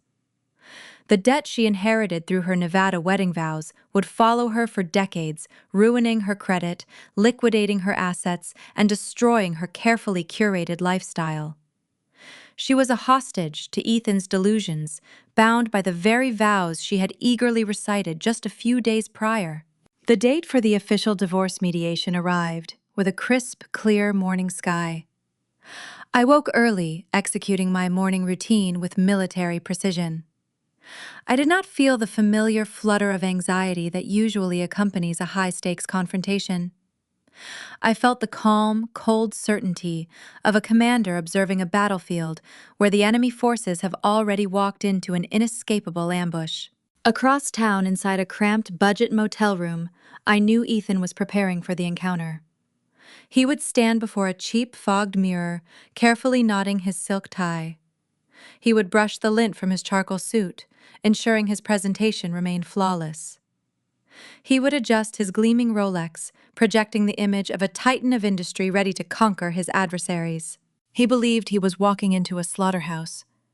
He saw himself as the butcher, ready to carve up my meager assets and claim his rightful prize. He thought his hostile posture and his high-priced lawyer would force me to cower across the mahogany table. He packed his leather briefcase filled with demands for my military pension and requests for ongoing spousal support. He walked out of his room, leaving a weeping, terrified Audrey behind, stepping into the morning sunlight with a confident stride. He had no idea that the quiet logistics officer he intended to slaughter held the detonation codes to his entire existence. He was marching toward a towering glass-walled law office in Tyson's Corner, oblivious to the staggering reality awaiting him. The true financial unmasking was about to begin, and the resulting shockwave would shatter his fragile empire into a million irreparable pieces. The morning of the official divorce mediation arrived with a crisp, unforgiving chill in the air. I navigated my vehicle toward Tyson's Corner, a bustling commercial district in Northern Virginia, known for its towering glass skyscrapers and high-stakes corporate negotiations. The landscape shifted from the historic suburban streets of Arlington into a modern corridor of steel and reflective windows. This environment represented the pinnacle of wealth and authority in the region. It was the exact arena where my husband always pretended to belong. Today, I intended to show him who actually owned the room. I parked in the secure underground garage and took the private elevator up to the 40th floor. The law firm hosting our mediation projected an aura of silent intimidation. The lobby featured polished marble floors, abstract modern art, and panoramic views of the sprawling metropolitan skyline. I walked past the reception desk with a steady, measured stride, heading directly for Conference Room B. For the entirety of our 6-year marriage, I purposely muted my personal style. I wore my military utility uniform during the week and dressed in modest, unassuming civilian clothing on the weekends. I did this to avoid triggering Ethan's fragile financial insecurities. He needed to be the flashy, successful provider. He required the expensive suits and the designer accessories to mask his profound lack of substance. Today, I discarded that obedient civil servant disguise. I stepped into the conference room wearing a pristine $3,000 tailored designer suit. The charcoal wool fabric draped flawlessly across my shoulders, projecting an image of sharp, unyielding corporate power. I paired the suit with a crisp white silk blouse and understated Italian leather heels. I did not look like a government pencil pusher scrambling to protect a modest pension. I looked like a chief executive officer arriving to liquidate a failing acquisition. My attorney Derek sat at the long mahogany table, organizing his legal pads and evidence binders. He glanced up as I entered, offering a rare, subtle nod of approval. He recognized the shift in my posture. The defensive phase of our operation had concluded. We were now initiating the offensive strike. 10 minutes later, the heavy glass door swung open. Ethan strode into the room, trailing his high-priced opposing counsel. The budget motel lifestyle had clearly taken a severe toll on my husband's grooming habits. His signature charcoal suit hung loosely on his frame, riddled with wrinkles and smelling faintly of stale coffee. Dark circles framed his bloodshot eyes, betraying a severe lack of sleep. His recent arrest at Fort Belvoir and his ongoing physical altercations with Audrey had drained his physical vitality. Despite his disheveled appearance, he wore a cocky, arrogant smirk. He puffed out his chest, attempting to project dominance. He surveyed the luxurious conference room, and then his eyes landed on me. He halted in his tracks. His arrogant smirk faltered for a fraction of a second. He blinked rapidly, trying to reconcile the formidable woman sitting across the mahogany table with the quiet, unassuming wife he thought he knew. The sharp cut of my designer suit unsettled him. It contradicted the narrative he had built in his mind. He expected to face a terrified, exhausted soldier begging for mercy. He did not anticipate facing a predator wearing armor. He quickly recovered his composure, masking his confusion with a scoff. He pulled out a leather chair and sat down, running a hand through his unkempt hair. He believed my wardrobe was merely a desperate bluff. He still clung to the delusion that his lawyer would terrorize me into surrendering my military retirement benefits. The appointed mediator, an older gentleman with a calm, neutral demeanor, initiated the proceedings. He outlined the basic rules of engagement, emphasizing the goal of reaching a fair and equitable division of marital assets. Ethan's attorney, a man who shared his client's penchant for loud, theatrical bluster, took the floor immediately.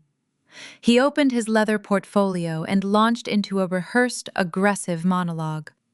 He painted a tragic portrait of a successful real estate broker brought to ruin by a vindictive spouse. He claimed I had unlawfully frozen shared bank accounts and orchestrated the repossession of his primary vehicle, causing him immense emotional distress and professional hardship. The opposing counsel then pivoted to his primary demand. He stated that since I possessed a guaranteed federal pension paying $7,000 a month, Ethan was entitled to half of that future revenue stream as spousal support. He demanded an immediate unfreezing of all assets and requested that I cover his client's mounting legal fees. Ethan leaned back in his chair, crossing his arms over his chest. He grinned at me, expecting to see panic wash over my face. He felt victorious. He thought the trap had closed around my neck. I remained entirely silent, maintaining a steady, unblinking gaze. Derek allowed the opposing counsel to finish his blustering speech. He waited for the echoes of the demands to fade into the quiet hum of the climate control system. Derek did not raise his voice. He did not match their theatrical hostility. He simply reached into his leather briefcase and extracted a towering stack of certified financial disclosures. "Counselor," Derek began, his voice smooth and lethal, "your demands regarding my client's military pension are duly noted. However, before we discuss the division of a $7,000 monthly benefit, we must address a rather significant omission in your client's understanding of the marital estate." Derek slid the thick stack of documents across the polished mahogany table. The papers came to rest directly in front of Ethan and his attorney. "These are certified copies of my client's corporate tax returns and personal income disclosures for the past 5 years, Derek explained, folding his hands neatly on the table. "They have been verified by a forensic accountant and filed with the Internal Revenue Service." Ethan's lawyer frowned, pulling the stack closer. He flipped open the cover page, his eyes scanning the top sheet. I watched Ethan's face closely. He leaned over his attorney's shoulder, peering at the documents. For years, he had dismissed my intelligence. He called me a government pencil pusher, mocking my dedication to logistics. He thought my job consisted of counting wooden crates in a dusty warehouse. His staggering arrogance blinded him to the reality of modern warfare and defense contracting. I did not move boxes. I wrote the encrypted software architecture that protected national security supply chains. I built an empire right under his nose while he was busy staging open houses in the suburbs. Ethan's eyes locked onto the bold, black numbers printed on the second page. The color drained from his face with profound speed, leaving his skin an ashen, sickly white.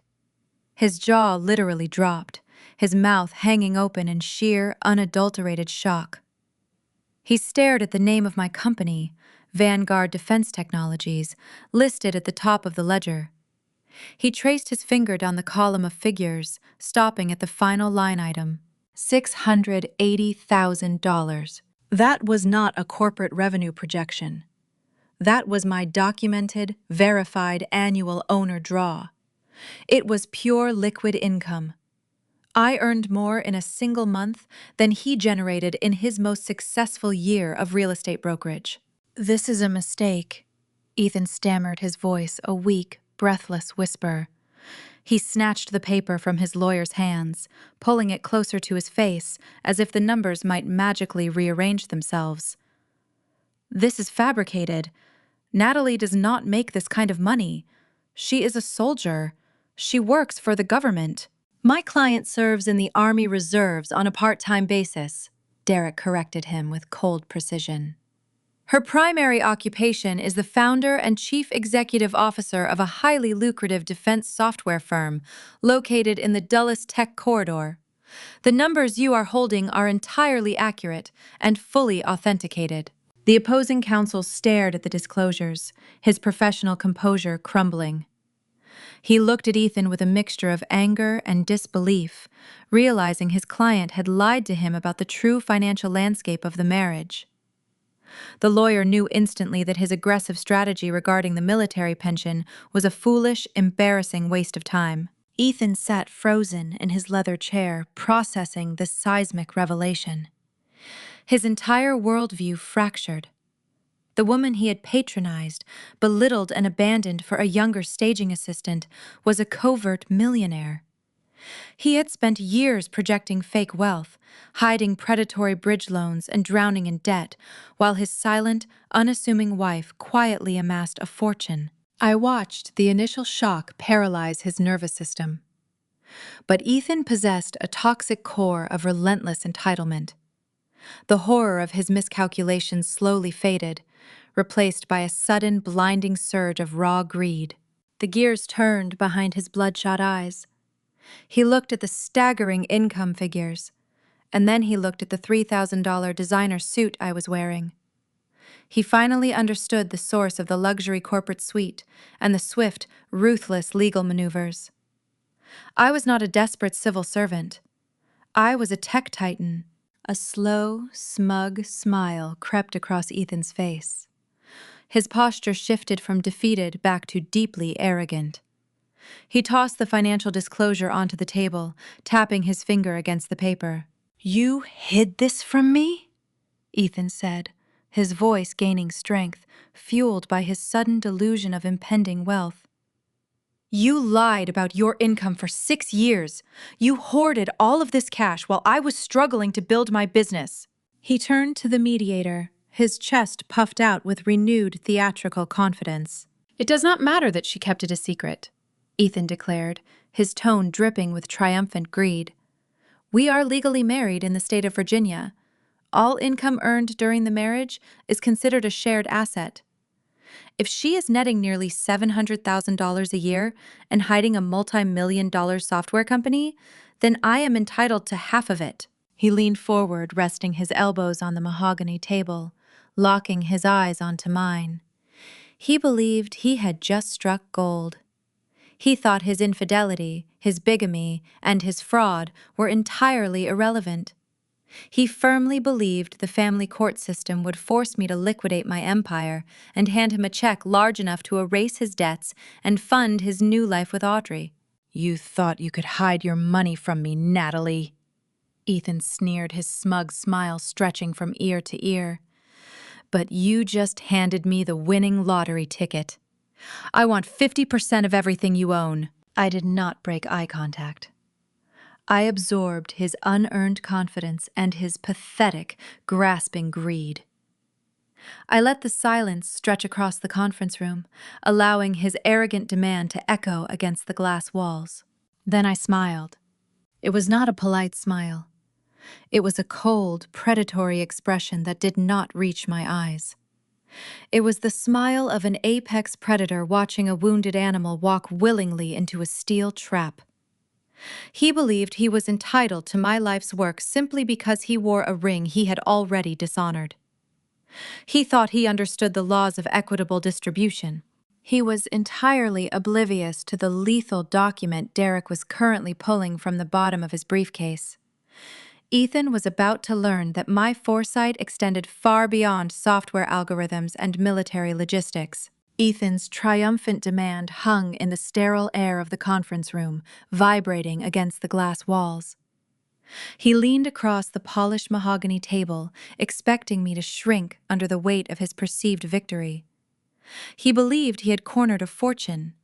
He thought the legal system operated as a simple arithmetic equation, where marriage automatically equaled a 50% division of all hidden assets. He smiled, showing his teeth, anticipating my surrender. I held his gaze, my expression locked into a cold, predatory stillness. I did not raise my voice or offer a desperate rebuttal. I simply shifted my attention to Derek. My attorney sat beside me, an island of calm professionalism. Derek did not match the theatrical hostility of the opposing counsel. He merely opened the brass clasps of his leather briefcase for a second time. Earlier, Derek had produced a staggering mountain of financial disclosures to reveal my true income. Now he extracted a single, thin document. It was a standard legal folder bound by a dark blue spine. Derek placed the slim file onto the table and pushed it forward. The smooth paper glided across the polished wood, coming to a halt precisely between Ethan and his high-priced lawyer. "Mr. Hayes," Derek began, his tone clinical and unyielding, "your claim to equitable distribution relies on a fundamental misunderstanding of your own marital agreements. My client does not owe you a single fraction of her corporate holdings." Ethan stared at the blue folder, his smug grin faltering. He threw a quick, uncertain glance at his attorney. "What is this?" "That is a certified, original copy of the prenuptial contract you executed 6 years ago," Derek explained, folding his hands neatly on the table. I watched Ethan's eyes narrow as his brain struggled to access memories from half a decade prior.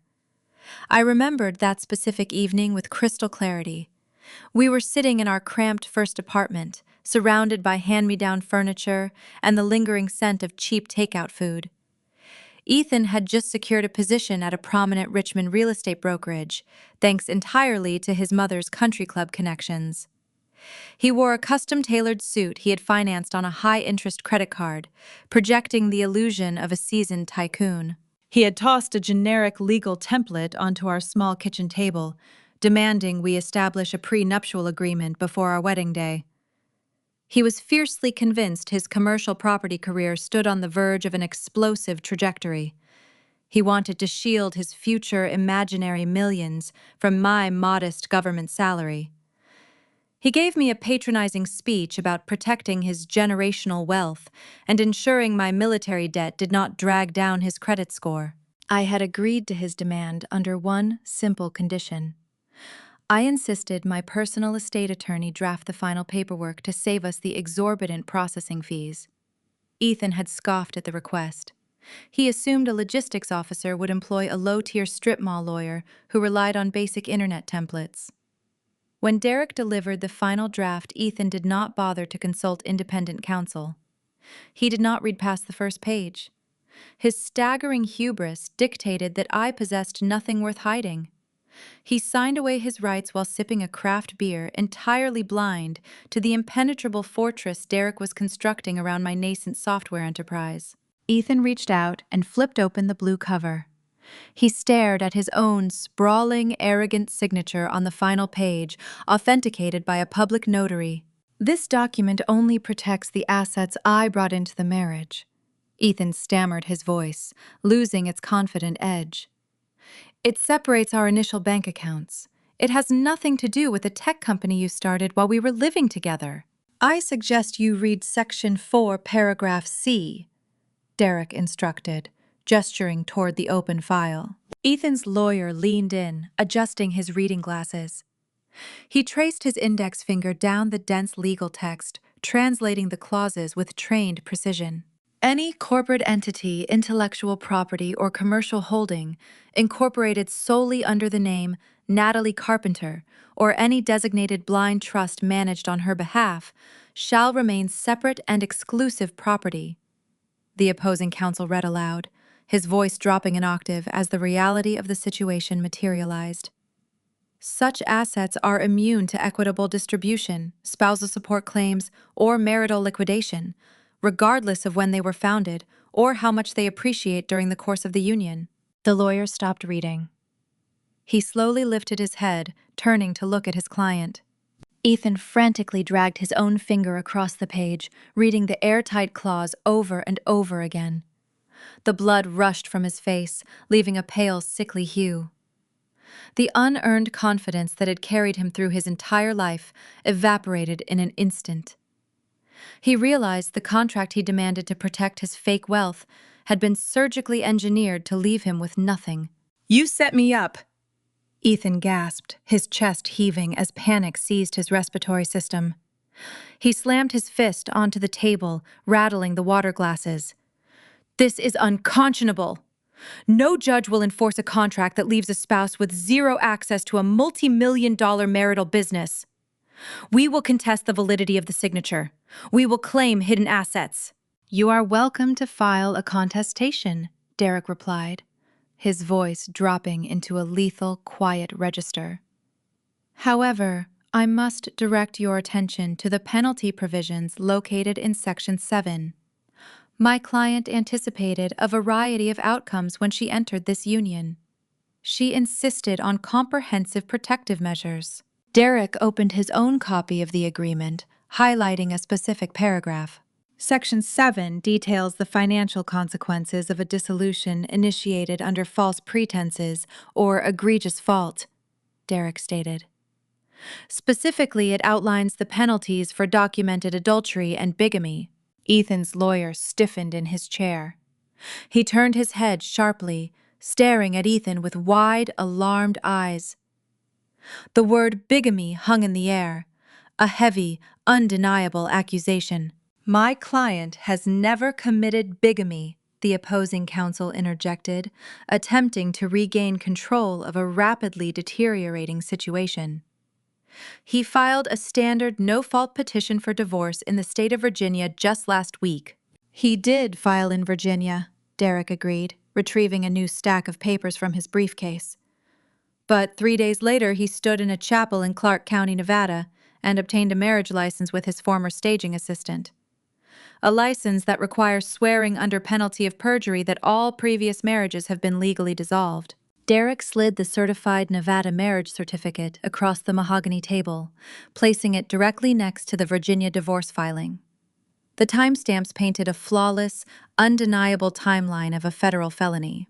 You lied on a government document to secure a fraudulent marriage while your lawful wife was recovering from emergency surgery, I said, breaking my silence.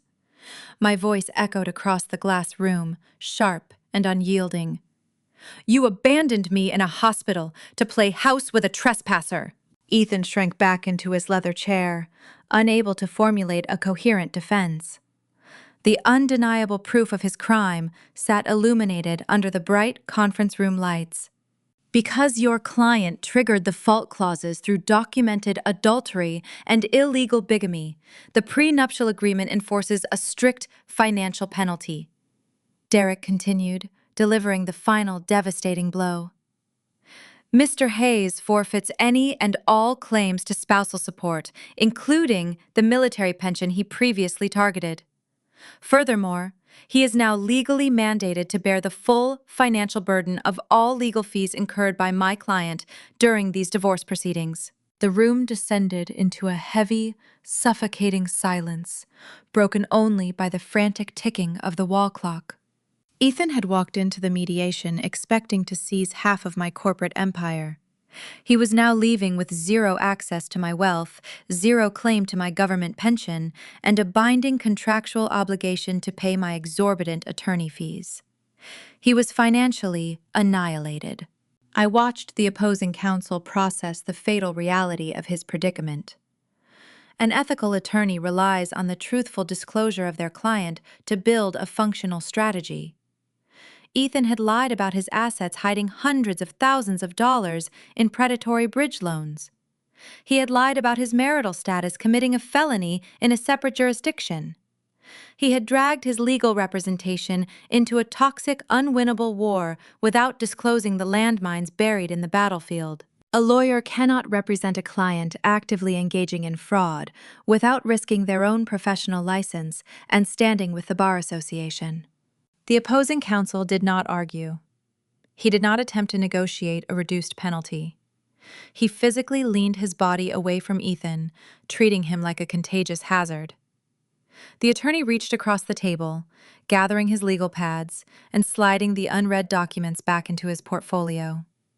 The sharp, metallic snap of his briefcase closing sounded like a gavel falling on a guilty verdict. Mr. Hayes, the lawyer said, his voice trembling with suppressed fury. I can no longer provide you with ethical representation. Our working relationship is terminated, effective immediately. I will file the necessary withdrawal motions with the court this afternoon. Wait, Ethan pleaded, his voice cracking as he reached out toward his departing advocate. You cannot just leave me here. We have a contract. You violated the terms of our engagement the moment you concealed a fraudulent second marriage, the attorney snapped, adjusting his suit jacket. You are entirely on your own. The lawyer turned on his heel, marching out of the glass-walled conference room without a backward glance. The heavy door clicked shut, sealing Ethan inside the silent space. He sat alone at the massive mahogany table, stripped of his leverage, his legal defense, and his future. He stared blankly at the Nevada marriage certificate, realizing his profound hubris had orchestrated his total ruin. I rose from my chair, smoothing the flawless fabric of my designer suit. I offered him no parting words of sympathy. I had systematically dismantled his existence using his own arrogance against him. But the operation remained incomplete. While Ethan drowned in the consequences of his actions, his mother Pamela still roamed free, believing her fading aristocratic status shielded her from the fallout. She was currently preparing to attend a prestigious society gala, unaware that I was already on the guest list, holding a $50 check with her name on it, ready to execute the final social eradication of the Hayes family legacy. The grand ballroom of the Richmond Heritage Club sparkled under the warm glow of antique crystal chandeliers. Waitstaff in tailored tuxedos glided across the polished hardwood floors, carrying silver trays laden with champagne and miniature hors d'oeuvres. This annual philanthropic gala represented the zenith of Virginia high society, drawing a curated guest list of politicians, federal contractors, and generational wealth. I did not secure my invitation through a desperate social climb or a favorable marriage. I attended tonight as the platinum sponsor, the emblem of my software firm, Vanguard Defense Technologies, projected in crisp white light against the velvet stage backdrop dominating the room. I stood near the central ice sculpture, wearing an emerald green silk evening gown that swept the floor with quiet elegance. For years, I had avoided these ostentatious gatherings, allowing Ethan to attend solo so he could play his networking games. He always claimed my presence would hinder his ability to charm potential investors. He insisted my reserved military demeanor did not translate well among the elite. Tonight, I realized his exclusion stemmed from a deep-seated fear. He knew intuitively that if I ever stepped into his arena, my authenticity would instantly expose his carefully constructed facade. A sudden commotion near the gilded entrance doors rippled through the polite chatter. The crowd parted instinctively, making way for a disruptive force. Pamela marched into the ballroom, her face flushed a dark mottled shade of crimson. She wore a dated sequin dress that had likely seen its peak popularity a decade prior. She clutched a glass of white wine, her knuckles white with tension. She navigated the room with frantic, erratic steps, her eyes scanning the crowd until they locked onto my emerald gown. Pamela belonged to a specific caste of fading Southern aristocracy. She derived her entire identity from a bygone era of inherited status, relying on her last name to secure country club memberships she could barely afford. Her family wealth had evaporated years ago, leaving behind nothing but a hollow shell of entitlement and a staggering mountain of hidden debt. She operated on the assumption that sheer volume and public theatrics could bully anyone into submission. She failed to recognize the shifting tectonic plates of modern power. The individuals gathered in this room did not respect loud heritage. They respected actionable capital federal influence and tangible results. I embodied everything she pretended to be. "There she is!" Pamela shrieked, her shrill voice cutting through the ambient string quartet music. She stormed toward my position, drawing the stares of every influential guest within a 50-foot radius. A hushed silence fell over the surrounding tables as wealthy socialites and defense executives turned to watch the unfolding spectacle.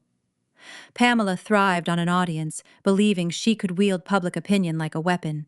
"Do not let that logo fool you!" she yelled, pointing a trembling finger at the Vanguard projection illuminating the stage. "This woman is a fraud. She is a vindictive, manipulative liar who is currently trying to steal my son's livelihood. She is a low-class soldier playing dress-up, using stolen funds to buy her way into this club." The surrounding guests shifted uncomfortably, exchanging bewildered glances. A state senator standing near the bar lowered his drink, observing the outburst with profound distaste. Pamela thought she was leading a righteous crusade to expose a charlatan. She thought the elite crowd would rally behind her Richmond pedigree and cast me out into the street. I did not shrink away from her loud accusations. I did not raise my voice in defense or signal the security team waiting near the exit. I held my crystal flute, filled with sparkling vintage wine. I lifted a silver cocktail spoon from a nearby catering tray. I tapped the metal gently against the rim of my glass. The crisp melodic chime rang out, silencing the last remaining murmurs in the ballroom. The string quartet ceased playing, the attention of the entire room localized entirely on my position. I held the gaze of the city's most powerful people, projecting the steady, unyielding calm of a seasoned commander. "Good evening, Pamela," I said, my voice projecting clearly across the hushed space. "I see you decided to attend tonight, despite the rather pressing administrative deadlines you are currently facing at home." Pamela halted her tirade, her brow furrowing in confusion. She expected me to cower or flee. She did not anticipate a polite, measured response. "I have no idea what nonsense you are talking about," she scoffed, taking another step forward to maintain her aggressive posture. "I am here to ensure everyone in this room knows exactly what kind of thief they are celebrating. You destroyed Ethan's career, and now you think you can just parade around our society events? I find it fascinating that you chose to spend your evening discussing my corporate sponsorship," I replied, taking a slow, deliberate sip from my flute. "Especially considering the urgent, certified letters your banking institution dispatched to your residence this morning. The ones detailing the impending foreclosure of your estate?" The word foreclosure dropped into the elegant ballroom like a lead weight. The uncomfortable silence morphed into a collective intake of breath. In the circles of high society, financial insolvency represents the ultimate unspeakable taboo. Pamela froze, her mouth falling open. The color drained from her cheeks, leaving a pale, sickly pallor under the chandelier light. Her eyes darted wildly around the room, registering the immediate shift in the crowd's posture. The people she considered her peers were now leaning away from her, their expressions hardening into masks of cold judgment. "How dare you?" she stammered, her voice losing its shrill authority, dropping into a frantic whisper. "You know nothing about my personal finances. My home is secure. Your primary residence has been leveraged against 3 separate secondary mortgages for the better part of a decade," I stated, laying out the facts with clinical precision. "You drained your equity to fund a lifestyle you could not sustain.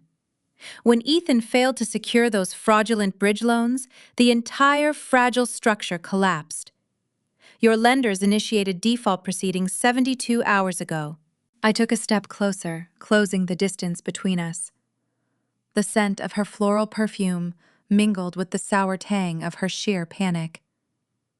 "You see, Pamela," I continued, ensuring my words reached the ears of the surrounding executives. "Vanguard Defense Technologies recently expanded our investment portfolio. We acquired a distressed debt packaging firm to streamline our municipal asset tracking. In doing so, my holding company purchased several bundled regional liabilities." I let the realization bloom in her widening eyes. "I do not just know about your foreclosure," I whispered, the tone chilling the air between us. "My corporate entity owns the debt. I hold the deed to the house you are standing to lose." The social annihilation was instantaneous and profound. The high society crowd recognized the true dynamic unfolding before them. Pamela was not a wronged aristocrat defending her family honor. She was a bankrupt, desperate woman throwing a temper tantrum at the feet of the executive who controlled her financial fate. The elite guests literally turned their backs to her, forming a physical barrier of exclusion.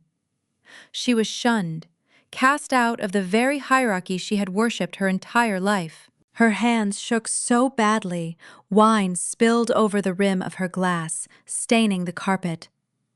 She possessed no leverage, no funds, and no allies. The arrogance that had fueled her ambush evaporated, leaving behind a hollow, terrified shell. I reached into my designer evening clutch. My fingers brushed against a small folded slip of paper I had kept safe since our encounter outside the physical therapy clinic. I extracted the rectangle and held it out toward her. Pamela stared at the offering, her mind struggling to comprehend the gesture. She recognized the jagged, chaotic handwriting filling the lines. It was the $50 check she had thrown at my feet, claiming it was charity for my medical bills. I pressed the paper gently into her trembling palm. "Keep it," I said, my voice steady and final. "You are going to need the funds for your moving boxes." The sheer poetry of the transaction paralyzed her vocal cords. She stood rooted to the hardwood floor, holding the worthless check, while the reality of her eviction crushed her spirit. She had tried to humiliate me with pocket change. I had just purchased her entire existence and handed the change back. I turned away from her ruined posture, rejoining the circle of federal contractors who eagerly welcomed me back into their conversation. The security detail finally approached Pamela, murmuring quiet instructions as they escorted her disgraced form out of the ballroom. She faded into the night, a relic of the past, swept away by the precise, undeniable force of modern consequence. But the evening was far from over. As the string quartet resumed their elegant melodies, the heavy entrance doors flew open once again, heralding the arrival of a far more erratic and desperate threat. Ethan had discovered the ruins of his mediation, and he was bringing his final, chaotic confrontation directly to my stage. The string quartet had barely resumed their elegant performance when a loud crash fractured the sophisticated atmosphere of the Richmond Heritage Club. The heavy brass-handled doors swung wide open, hitting the plaster walls with a jarring, heavy thud. Ethan stumbled into the grand ballroom. The polished commercial real estate broker I once knew was entirely gone. In his place stood a broken, desperate man, reeking of cheap bourbon and impending ruin. His bespoke charcoal suit jacket was torn at the shoulder seam, and his silk tie hung loose around his unbuttoned collar. He navigated the room with uncoordinated, frantic steps, his eyes wild and bloodshot. He caught sight of his mother, Pamela, as the venue security detail ushered her toward the exit. His expression contorted with a sudden, unhinged fury. He lunged in her direction, pointing an unsteady finger at the woman who had instilled his toxic values. He blamed her for his catastrophic downfall. "You poisoned my life!" Ethan screamed, his words slurring together as they echoed off the crystal chandeliers. "You taught me to fake everything. You pushed me into a corner to pay for your country club debts and your ridiculous lifestyle. I lost everything trying to impress your friends." Pamela shrank away from her own son, sobbing into her hands as the guards hastily pushed her through the vestibule and out into the cold night. She realized the legacy she had worshipped was now a public, humiliating spectacle. Ethan spun around, searching the sea of horrified faces until his gaze landed on my emerald green evening gown. The drunken rage dissolved into pathetic, transparent desperation. He stumbled across the hardwood floor, ignoring the gasps of the federal contractors and elite politicians standing nearby. He collapsed, falling heavily onto his knees, right at my feet. "Natalie," he wept, reaching out to grab the hem of my silk dress with shaking hands. I lost the mediation. The lawyer quit and walked out on me. Audrey filed for an annulment and left me with all the loan documents. She took the remaining cash and ran. I have nothing left. Please give me another chance. I made a terrible mistake. I will do whatever you want. I stared down at the man who had abandoned me in a hospital recovery ward just weeks prior. I felt no pity. I felt no lingering affection. The elite guests held their collective breath, waiting for my response, expecting a dramatic screaming match or a tearful reconciliation. I provided neither. True authority does not require raised voices or theatrical displays. I did not speak a single word to him. I simply looked up, meeting the gaze of the lead security director standing a few yards away. I offered a single sharp nod. 4 burly guards descended upon Ethan instantly. They hoisted him upward by his armpits, ignoring his frantic weeping and his empty promises. He kicked his feet, dragging his ruined leather shoes across the polished floor as they hauled him out of the Heritage Club. He begged for my forgiveness until the heavy doors sealed shut, muffling his final, pathetic cries. The room remained silent for a long moment before the high society crowd slowly resumed their conversations, forever altering their perception of my power. The whispers that followed me for the remainder of the evening were filled with deep respect and a healthy dose of fear. I had firmly established my territory. The chaotic echoes of the gala felt like a distant memory the following morning. I stood in my Roslyn corporate suite, bathed in the pale light of an overcast Virginia sunrise. I approached the sprawling mahogany dining table. It no longer resembled a frantic war room covered in intercepted financial disclosures and printed motel photographs. I had cleared away the debris of my husband's deception. A single, pristine document rested in the center of the wood. It was the final defense software contract for the fiscal quarter, representing a lucrative expansion of our Pentagon logistics algorithms. I picked up my silver fountain pen, feeling the cool metal against my skin. My hand moved with fluid certainty. The dark, crisp ink flowed across the signature line, sealing the federal partnership. My penmanship remained flawless, unaffected by the domestic destruction I had engineered. I placed the pen down and surveyed my quiet sanctuary. A profound clarity settled over my mind. My time serving in the armed forces had forged a distinct perspective on conflict resolution. I realized I did not merely survive hostile engagements. I orchestrated their conclusions with lethal military efficiency. Logistics is the science of moving pieces across a board until the enemy starves. I had anticipated every maneuver, severed his vital resources, and watched him collapse under the weight of his own tactical errors. I built an inescapable snare, using his own arrogance as the bait. My meticulous forensic audit had already triggered the final phase of his demise.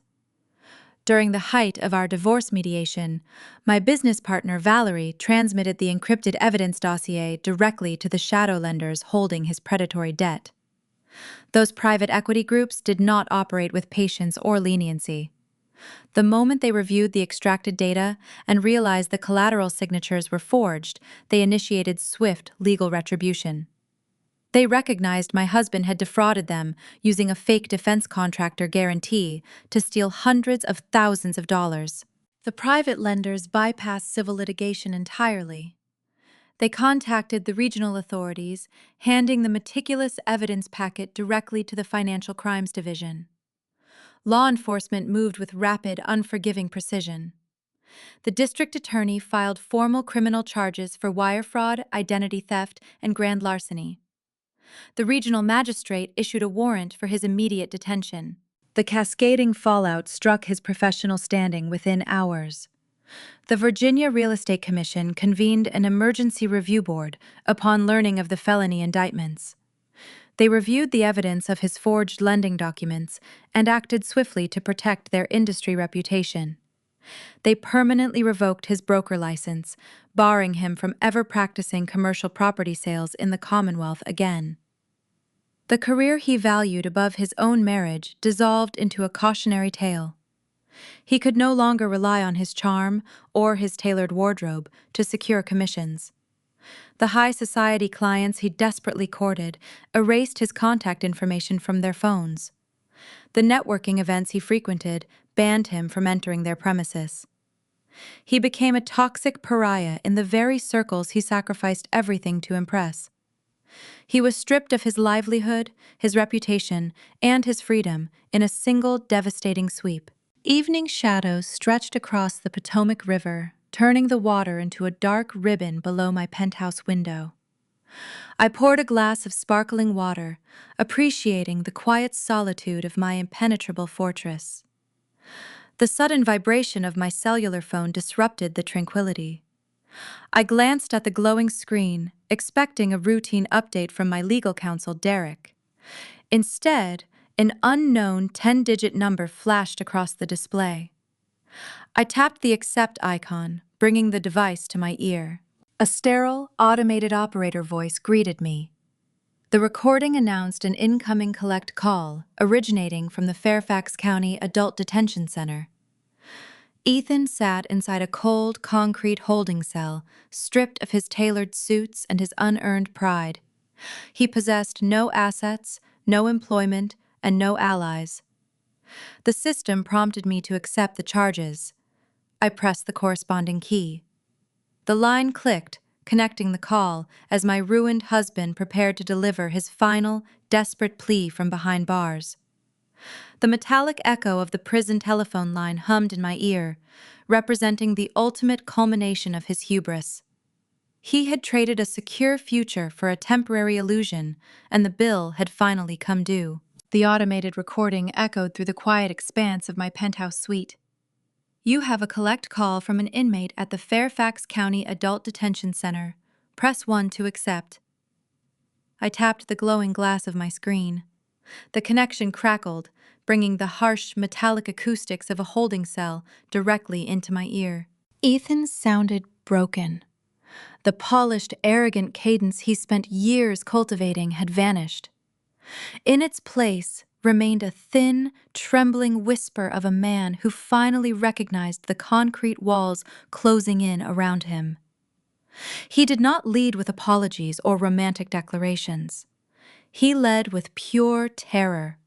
He begged me to post his bail, complaining about the stench of industrial bleach and the cold steel benches. He pleaded for me to hire a private defense attorney on his behalf, claiming the public defender assigned to his case warned him he faced decades in a federal penitentiary. He swore he would pay me back every single cent if I just unlocked the frozen corporate accounts and showed him a fraction of mercy. I stood by the floor-to-ceiling windows, looking out over the glittering lights of the capital region. I felt no urge to raise my voice. I experienced no desire to revel in his misery. Gloating requires an emotional investment, and my emotional ledger regarding this individual read 0. I listened to his frantic breathing for a long moment, allowing his panicked pleas to dissipate into the cold night air. "Ethan," I said, keeping my tone quiet and surgical. The line went dead silent on his end. He held his breath, waiting for a lifeline. "You claimed I would never recover financially," I stated, delivering the words with measured precision. "I think you projected." I did not wait for his response. I moved my thumb across the screen and terminated the connection. I opened the contact settings and permanently blocked the number, ensuring his voice would never infiltrate my sanctuary again. The final tie severed with a simple digital click. The next morning arrived with a bright, unforgiving sun. I walked into my expansive closet preparing for the day ahead. The schedule required my formal Army service uniform. The polished brass buttons caught the early light. A high-level Pentagon briefing scheduled for 10 o'clock demanded my sharpest presentation. I reached into the back of my jewelry drawer to retrieve a set of regulation stud earrings. My fingers brushed against a small, faded velvet box hidden in the shadows of the velvet-lined tray. I pulled the box into the light and opened the hinged lid. Inside sat the engagement ring he presented to me 6 years ago. The stone was supposedly a pristine diamond. I held the band up to the daylight now, viewing the jewelry through a lens of total clarity. The gem appeared cloudy, lacking the sharp brilliance of a genuine stone. It was a cubic zirconia. He had proposed with a cheap imitation, passing the jewelry off as a high-value asset. The counterfeit ring perfectly mirrored his fabricated wealth and his hollow promises. I dropped the cheap metal into the breast pocket of my dress uniform. I exited the building and stepped onto the busy sidewalk. The crisp morning wind energized my steps. I walked toward my waiting vehicle, stopping briefly as I passed a rusted metal charity donation bin sitting near the crosswalk. I reached into my pocket and pulled the counterfeit engagement ring into the open air. I released my grip, dropping the band into the rusted chute. I listened to the hollow, metallic clatter as the fake stone fell into the dark pile of discarded items below. A profound physical weight lifted from my shoulders as I turned away, leaving the last remnant of that toxic union in the trash, where it belonged. Weeks later, I sat beside Derek in the polished wooden pews of the Fairfax County Courthouse. The judge reviewed our meticulous filings, peering over his reading glasses at the irrefutable evidence. The magistrate struck his wooden gavel against the sounding block, finalizing the divorce decree with a resounding thud. He upheld the ironclad prenuptial agreement in its entirety.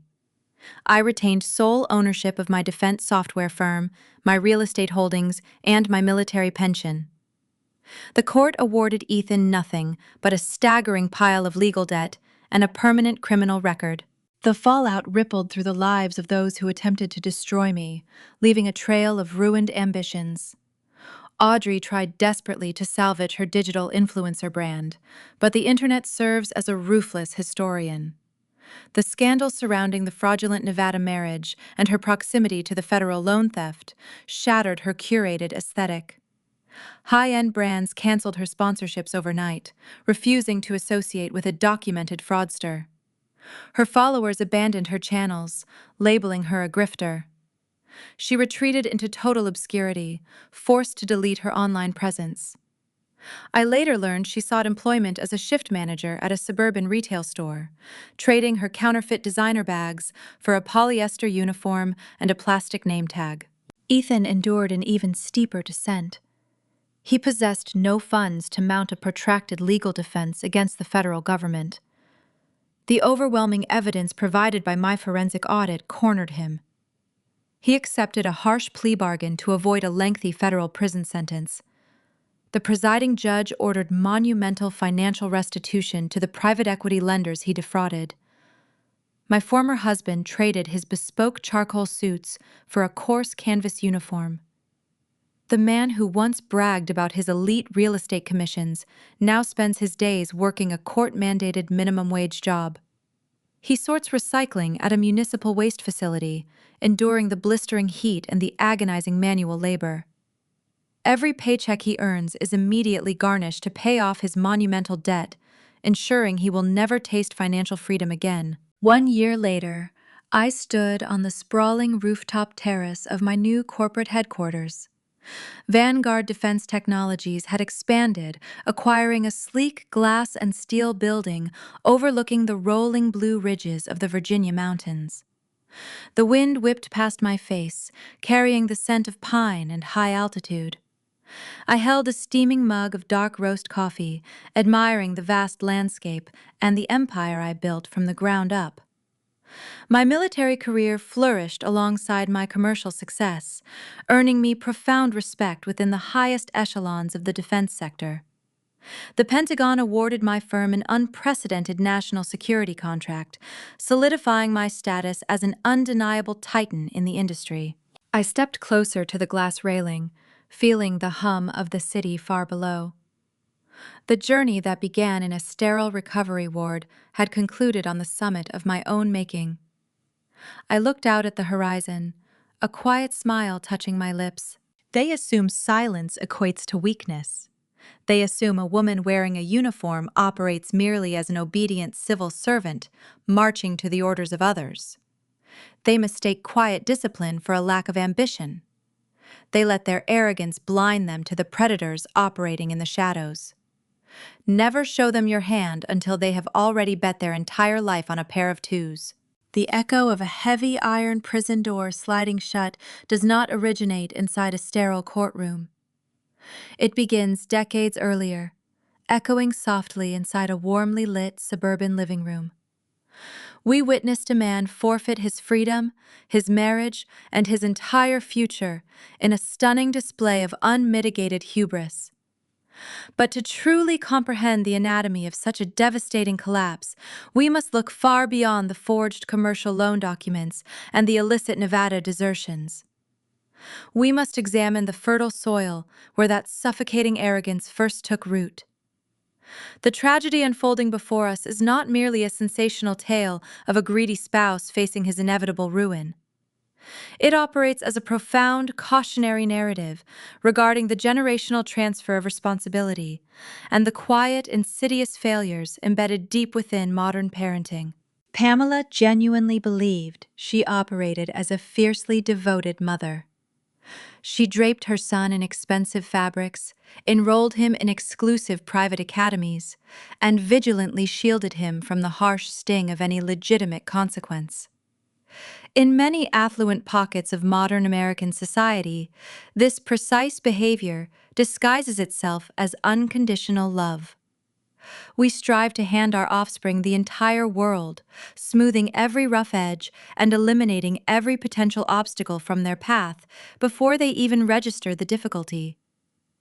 We construct a glittering, impenetrable fortress of unearned privilege around them, hoping to guarantee a seamless, successful existence. Yet shielding a boy from the crushing weight of accountability does not forge a strong, resilient man. It renders him dangerously fragile. It strips him of the essential friction required to build genuine moral muscle, leaving him entirely unprepared for the indifferent demands of reality. Traditional family values rely heavily on the rigid foundational concepts of honesty and fairness. A child must learn during their earliest formative years that every single action exacts a specific, identifiable cost. When a mother quietly pays off her son's mounting debts, sweeps his academic failures under the rug, and blames his educators for his personal shortcomings, she teaches him a lethal lesson. She instructs him that consequences are penalties reserved strictly for other, lesser people. She demonstrates through daily repetition that honesty acts as an optional, convenient accessory rather than the fundamental bedrock of a healthy existence. This specific toxic dynamic bred a commercial broker who could stand in a clinical surgical ward and casually abandon his recovering wife over a minor medical invoice. His insulated upbringing entirely severed his connection to basic human empathy. He operated under the fatal assumption that the universe would always provide a soft safety net because his mother had spent 30 years meticulously weaving one beneath his feet. Emotional awareness constitutes the most vital, enduring currency a parent can bestow upon their developing child. It requires a deep, unwavering capacity to recognize the inherent value and quiet dignity in other living, breathing individuals. Ethan viewed human beings merely as disposable props designed specifically to elevate his own fragile social status. He failed to comprehend that a genuine partnership demands profound vulnerability, mutual respect, and the stoic willingness to shoulder a shared burden during times of crisis. Raising children within a structured environment mandates teaching them to listen closely, to understand divergent perspectives, and to process the complex emotional landscapes of their peers. A youth deprived of this essential education blossoms into an adult who wanders blindly through society, leaving a wide trail of unspeakable wreckage. They destroy the people who love them with breathtaking ease because they simply cannot perceive the pain they inflict upon others. Their emotional blindness becomes a silent weapon of mass destruction. We sit in the quiet comfort of our living rooms watching these dramatic tragedies unfold on our screens, and we often eagerly point our fingers at the individual perpetrator. We judge the cheating husband, the manipulative influencer, or the greedy mother-in-law. However, the mirror demands a much closer, uncomfortable inspection of our own domestic realms. How are we guiding the young, impressionable minds currently sitting across from us at our own kitchen tables? Are we instilling the dignified power of unwavering integrity? Or are we celebrating superficial aesthetic achievements that lack any real moral substance?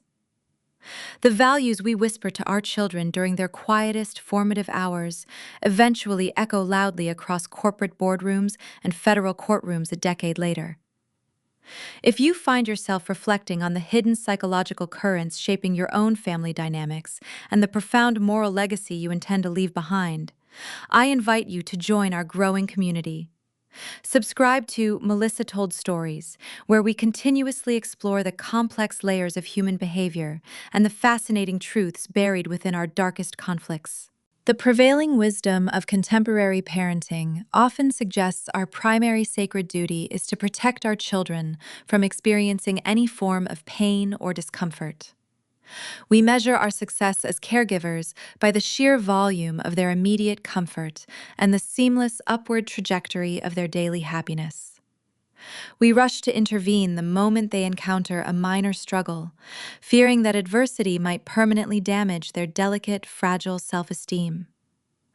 I propose a vastly different and perhaps highly uncomfortable metric for parental devotion.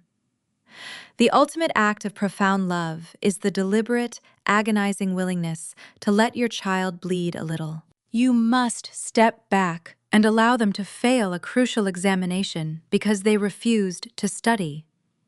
You must let them lose a coveted competition and sit alone in the quiet dark with the bitter sting of rejection.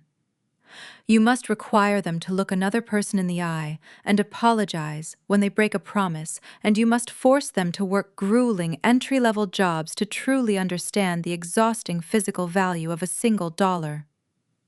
If you constantly cushion every fall and intercept every approaching hardship, you systematically deprive them of the thick calluses required to survive a brutal, unforgiving world.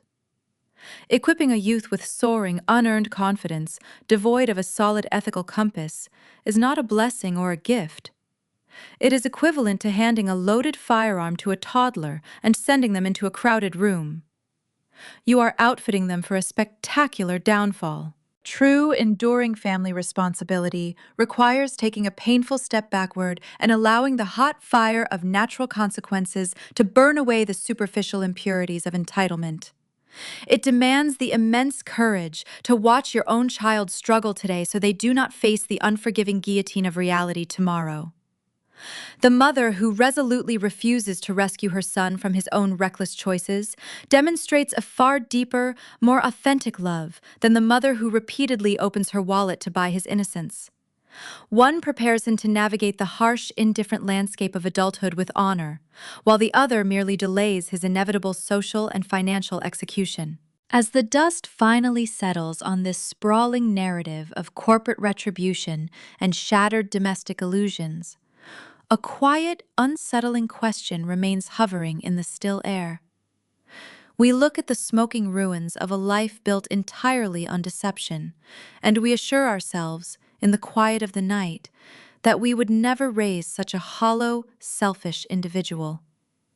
We believe our homes operate as impenetrable sanctuaries of virtue and truth. Yet the line dividing nurturing parental support and toxic systemic enabling is terrifyingly thin, often blurred by our own desperate human desire to be endlessly loved by our offspring. Perhaps the greatest looming threat to a child's future does not lurk in the dangerous city streets or the unpredictable economic markets. Perhaps the true danger sleeps quietly down the hall, resting comfortably under the soft blankets we tuck them into every night, dreaming of a gentle world that will never hold them accountable.